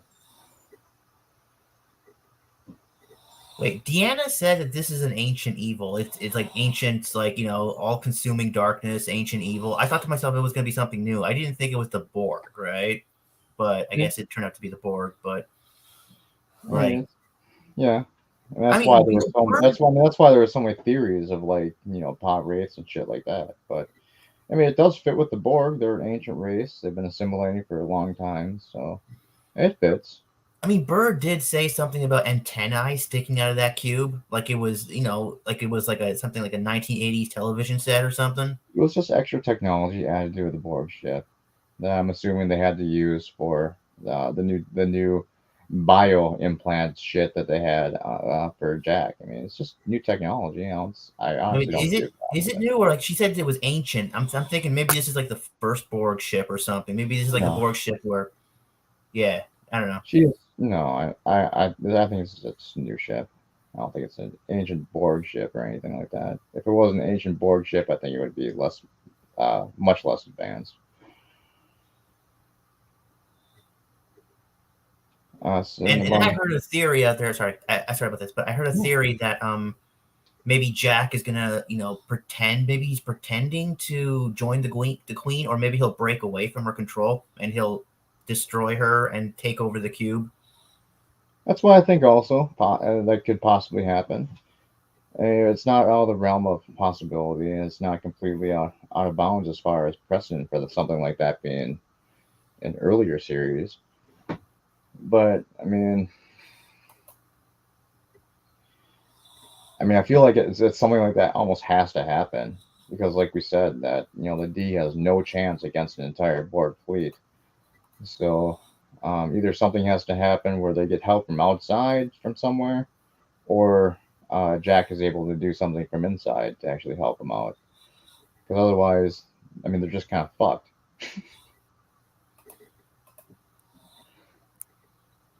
Thomas so Cinnabon likes the whips. He thinks it was kinky. That's true, Thomas. They were the S&M aliens. They had some. Like, what are the odds this is going to be the last time we're going to see the Borg? What? Like, what are the odds this is going to be the last time we're going to see the Borg? I hope so, for at least a long time. Yeah, because they've been around since 1988. I was like a year old when they came on, right? So we've seen them since 1988. I think it's time to go to something new, right? Well, you can't really make that distinction because then you could say it's time to get rid of the Klingons because we've had them since the 60s. We've had the Romulans since the 60s. We've had the Vulcans since the 60s. Yeah, well, what I mean by I don't mean get rid of them like completely. I mean like have them in the background, but introduce something bigger and badder. True. The Borg are one of those species. I think that. You could call them like an apex species of the galaxy, I guess, because if you get something more powerful than that as an actual species and not like some sort of weird like God anomaly bullshit or spatial anomaly thing, it just kind of gets a little ridiculous to the point where it's like, well, how the fuck are they supposed to defeat these people?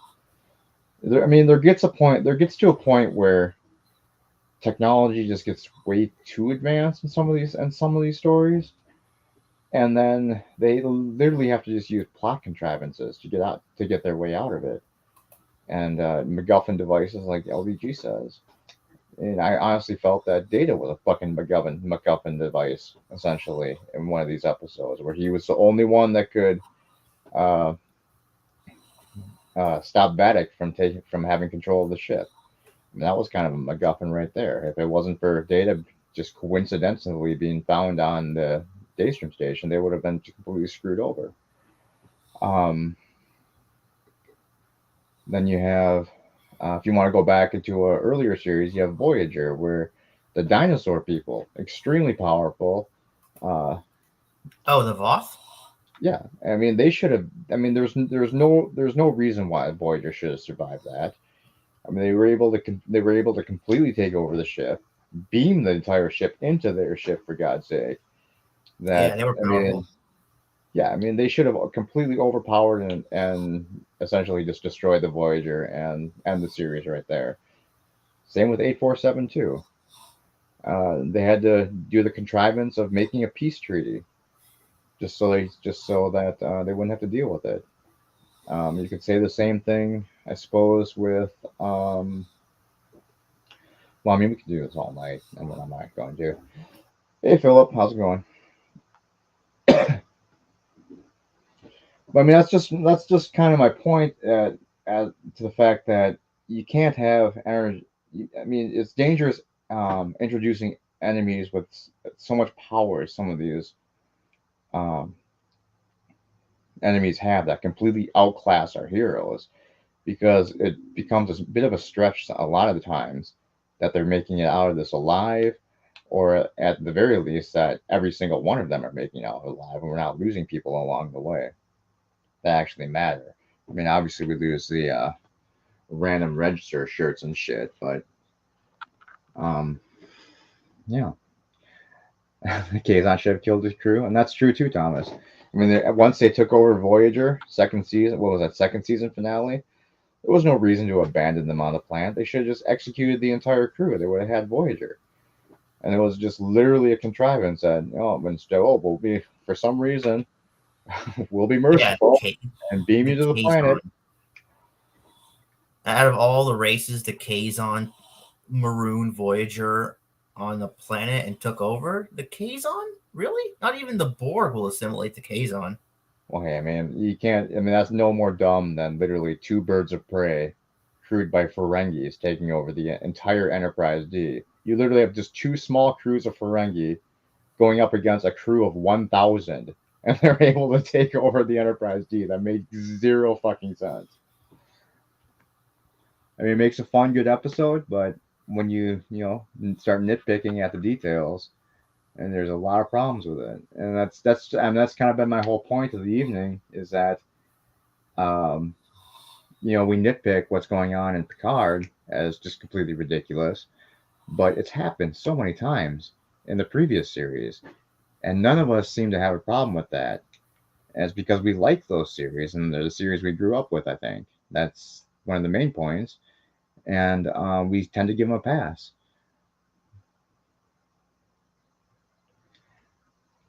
Eric says Hirogen. That's true. Also, the Hirogen should have probably kicked some ass as well. I mean, a lot of species out there. I mean, the fact that Voyager lasted 7 years and was always in pristine condition, I mean, that was the biggest stretch. I mean, that ship should have probably been just falling apart by the time they got back to the Alpha Quadrant 7 years later. Thomas says, well, Daniel, it helps that the Kazon had a lot more ships, and that's true also. They had an entire fleet of ships compared to just Voyager. I mean, just look at analog of today. I mean, well, I guess you can really. I mean, just because we don't really have that many powerful battleships anymore. But okay, take one of our aircraft carriers. In a battle group, it's extremely strong, damn near impenetrable. But you overwhelm it. You can still overwhelm it with a massive fleet of other ships and still win against it. Even though you might not be able to sink it because those things are damn near impossible to sink, but you could still take it over most likely if you put enough resources to it. And the ship was off on its own and didn't have a support fleet with it. So I mean, there's analogs for even today where a weaker force technically can take over a superior force just with overwhelming numbers. Thomas says, I called out a few people who were mad Shaw didn't die when Vadic took the Titan and are mad he died in the episode. I agree, Thomas. I heard a couple of people saying that. I thought it was a bit ridiculous. I was one of the people that said that Shaw should have died. What was it, last episode or the episode before? And I honestly, I didn't have a problem with him killing off Shaw. I mean, it would have been nice if he would have survived, so he could have had a series of his own. Because I thought he was a good character. But on the grand scheme of the entire season, I think he had a pretty good character arc. He went from being a complete ass to and basically kind of and always being disrespectful to Seven, to be able to come around to see her point of view, and I think his I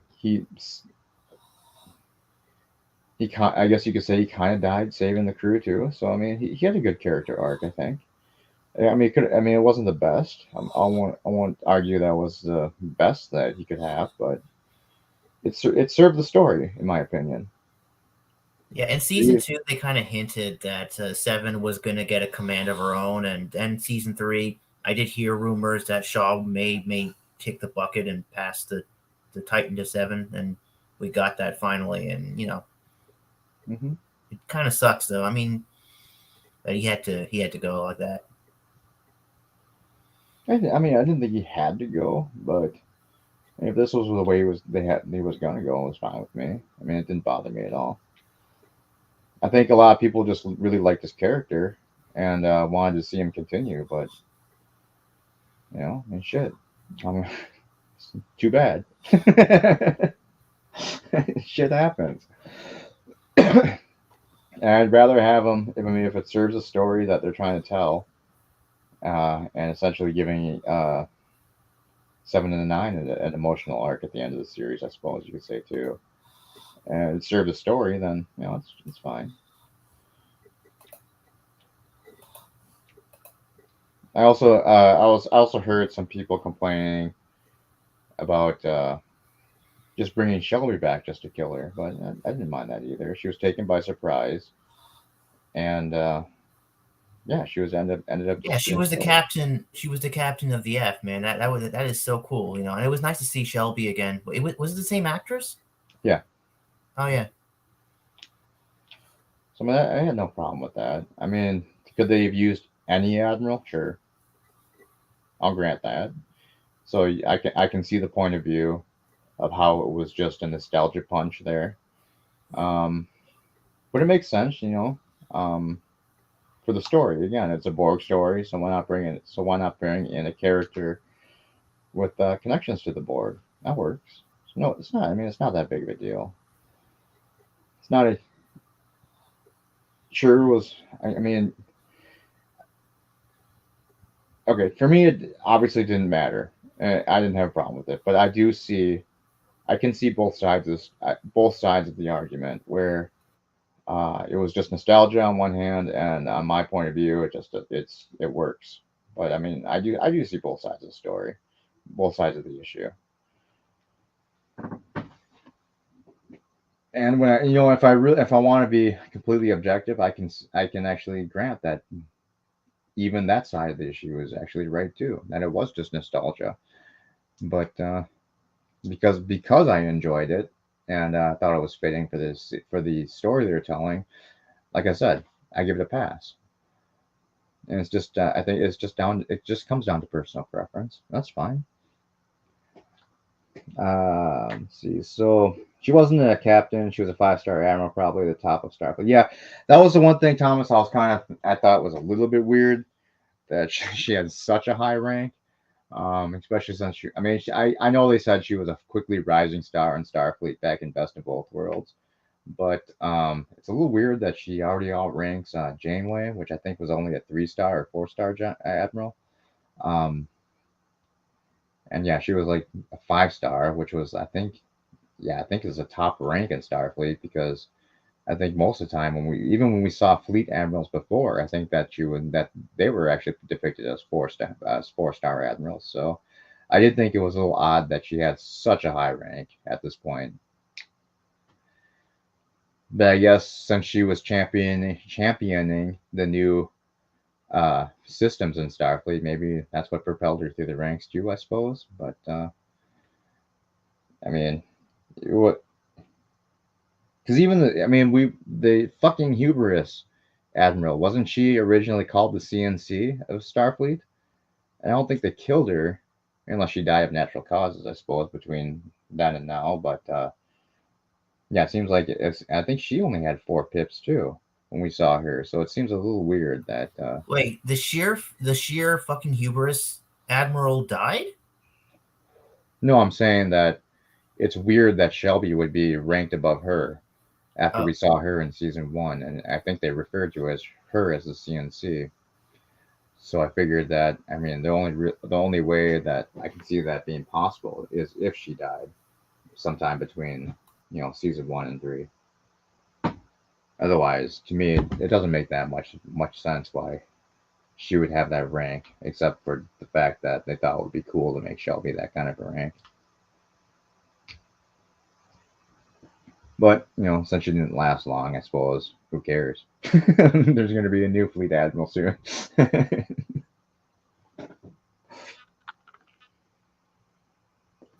Maybe they'll bring Janeway back at the end of next episode. They've been talking about her a lot this season. They mentioned her a couple times, yeah. But I really hope not. She's got. I'm really hoping that they bring in maybe a couple more Deep Space Nine characters and Janeway, in. See, they have to, but for me, Daniel, they would have to serve the story, and I don't see how they would fit in at this point. It would just feel like jamming characters in to jam them in, and that's literally the definition of member berries, in my opinion. So I just don't see how it would serve the main plot at this point. It's too late in the game. They wanted to bring him in earlier to have him help solve the mystery. That would have worked, I suppose. But at this point, final episode, it would just literally just be, hey, member berries. And then I would definitely be on board with the whole member berry argument, because I mean, maybe it's just me and my limited sense of how they could actually serve the story at this time. I just don't see how it would be convincing, other than just for, again, just a nostalgia punch, right? Yeah. I mean, I guess, someone suggested one time, maybe like Jake Sisko, he's a reporter, right? Maybe he can be at the Frontier Day. That'd be kind of cool just to see him. I mean, that would make sense. They could do that. But like anyone else, I feel like they would just be bringing in to bring in. I mean, recently Sirach Lofton went on the Fourth Rule podcast, and he had an announcement to say, and I thought to myself, oh my God, he's coming back to Star Trek, but he was announcing Benjamin Sisko Day. I don't know, it's some kind of new holiday or something. Yeah, I saw that. It's ridiculous. I could care less. Another meaningless fake holiday that nobody cares about. I'm sorry if anyone does, but honestly, who gives a shit? I mean, I just don't see the point of it. I mean, I didn't watch the entire announcement thing, but I just saw the whole, hey, this is coming up. It's going to be Captain Sisko Day. Send your messages on what you would like to tell Captain Sisko. It's like, I don't want to tell him anything. He's not a real person. I don't give a fuck. That's just because I'm jaded in my old age, I guess. Eric says Janeway was a changeling. Yeah, they have a lot of explaining to do. I mean, it's possible Janeway, the Janeway in this version of Picard is currently a changeling. I think one of the reasons they'll stay away from Janeway is because they already established her doing something in Prodigy, and then well, I know there's been discussions of her wanting her own show, and I heard that their background is they're like behind the scenes meetings, but nothing's been concrete. So if anything, I think they would just hold her back and then do something later down the line with her.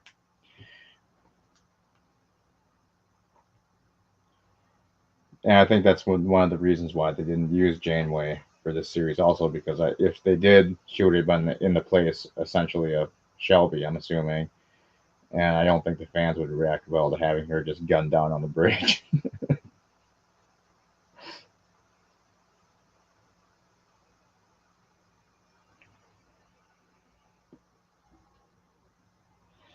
You have anything else, Daniels, you want to talk about?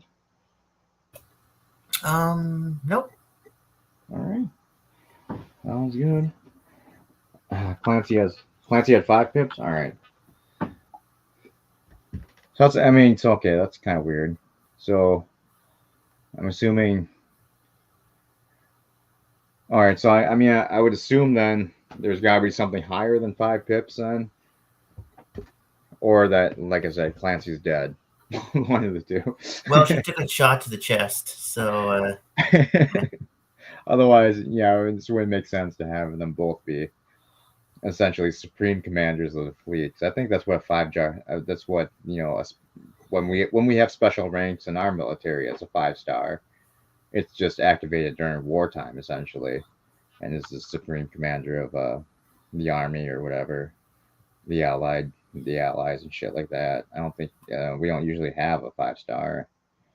At least I don't think. I think 4 stars is a normal highest rank that our armed forces use. Obviously, it's not. I know I make the argument all the time that, well, Starfleet's not the U.S. military. I understand that, but it just seems weird that they would have multiple 5 stars, unless there, like I said, there is a higher rank somewhere. Which, and there might be. Who knows? Maybe we'll find out one day someone's got like 99 pips. Their entire uniform is just fucking covered in pips.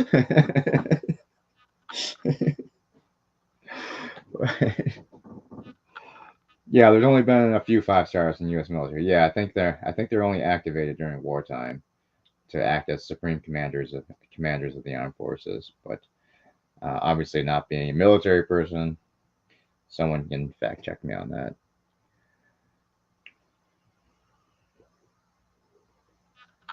All right, guys. I think this is basically probably just down to us and Thomas here and our Arabic. We might as well just call it a night. Thanks a lot again. Thanks a lot for hanging out with us. LDG, are you awake? LDG. Oh, did you see one of the ships that blew up the Excelsior? Mm-hmm. I was surprised. It was that was like a member berry blinking. One of them was like the USS Hikaru Sulu. I can't believe they actually named a ship after that, after Sulu. That's true. I understand you. I understand your frustration. I don't think any ship should be named after Sulu unless it's like a weird garbage scow. But I mean, they obviously had a fleet out there. They needed names for ships, so yeah. They could have named it Kirk. Doesn't matter. They could have named it like the USS James T. Kirk or something. I think they already established a starship named Kirk somewhere in canon. Otherwise, it's like in a game somewhere that I'm thinking of. But I think if there, all right. I'd have to assume there's one out there. Someone will have to study that that map we saw when Worf was when everyone was in the room discussing what was happening for Frontier Day, and we saw the map with all the ships listed. Someone will have to get some good screen caps of that and try and read all the starship names. I mean, some of them I caught were like, Thunderchild, shit like that, but some of the other recognizable ship names, but I didn't take the time to like pause it to try and figure out exactly what every ship that was there, what they were named. Doesn't bother me. It's just a ship name that clearly was never on screen, so no big deal. So what's your predictions? Like who's gonna kick the bucket next episode? I honestly don't know. I really don't.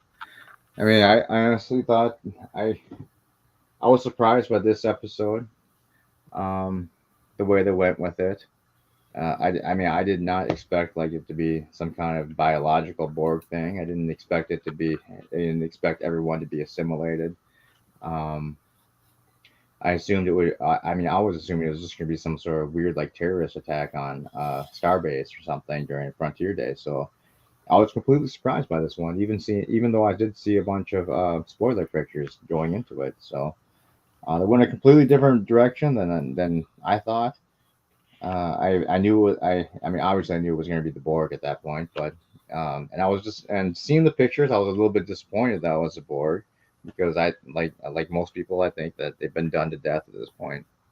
But like I said in Discord and a couple of their streams now, that I think they handled it well. I think that the twist that they went with this time was really good, and I have no idea what to expect. The only thing that worries me for next episode is that they're going to completely drop the ball, and it's going to be some ridiculous wrap up to all of this. So I'm cautiously optimistic about it all, but I'm not even gonna try to guess what's going to happen. All right, guys. Thanks very much for hanging out tonight. Have a good night, Arabic. See you later, Thomas. I don't know if you're going to be around, but I might actually play some games. I might not. I might just play poker for a little while. It's getting kind of late, so I'm not going to probably stay up too much later. But I do need to get out of this room because it's like 1,000 degrees in here, and I'm fucking dying of heat stroke. So I'm going to relocate. If I feel like it, I might, like I said, I might jump back on for a little while and play some games. But other than that, if not, I will see you this weekend sometime. And have a good night. See you later. All right, take care. Bye.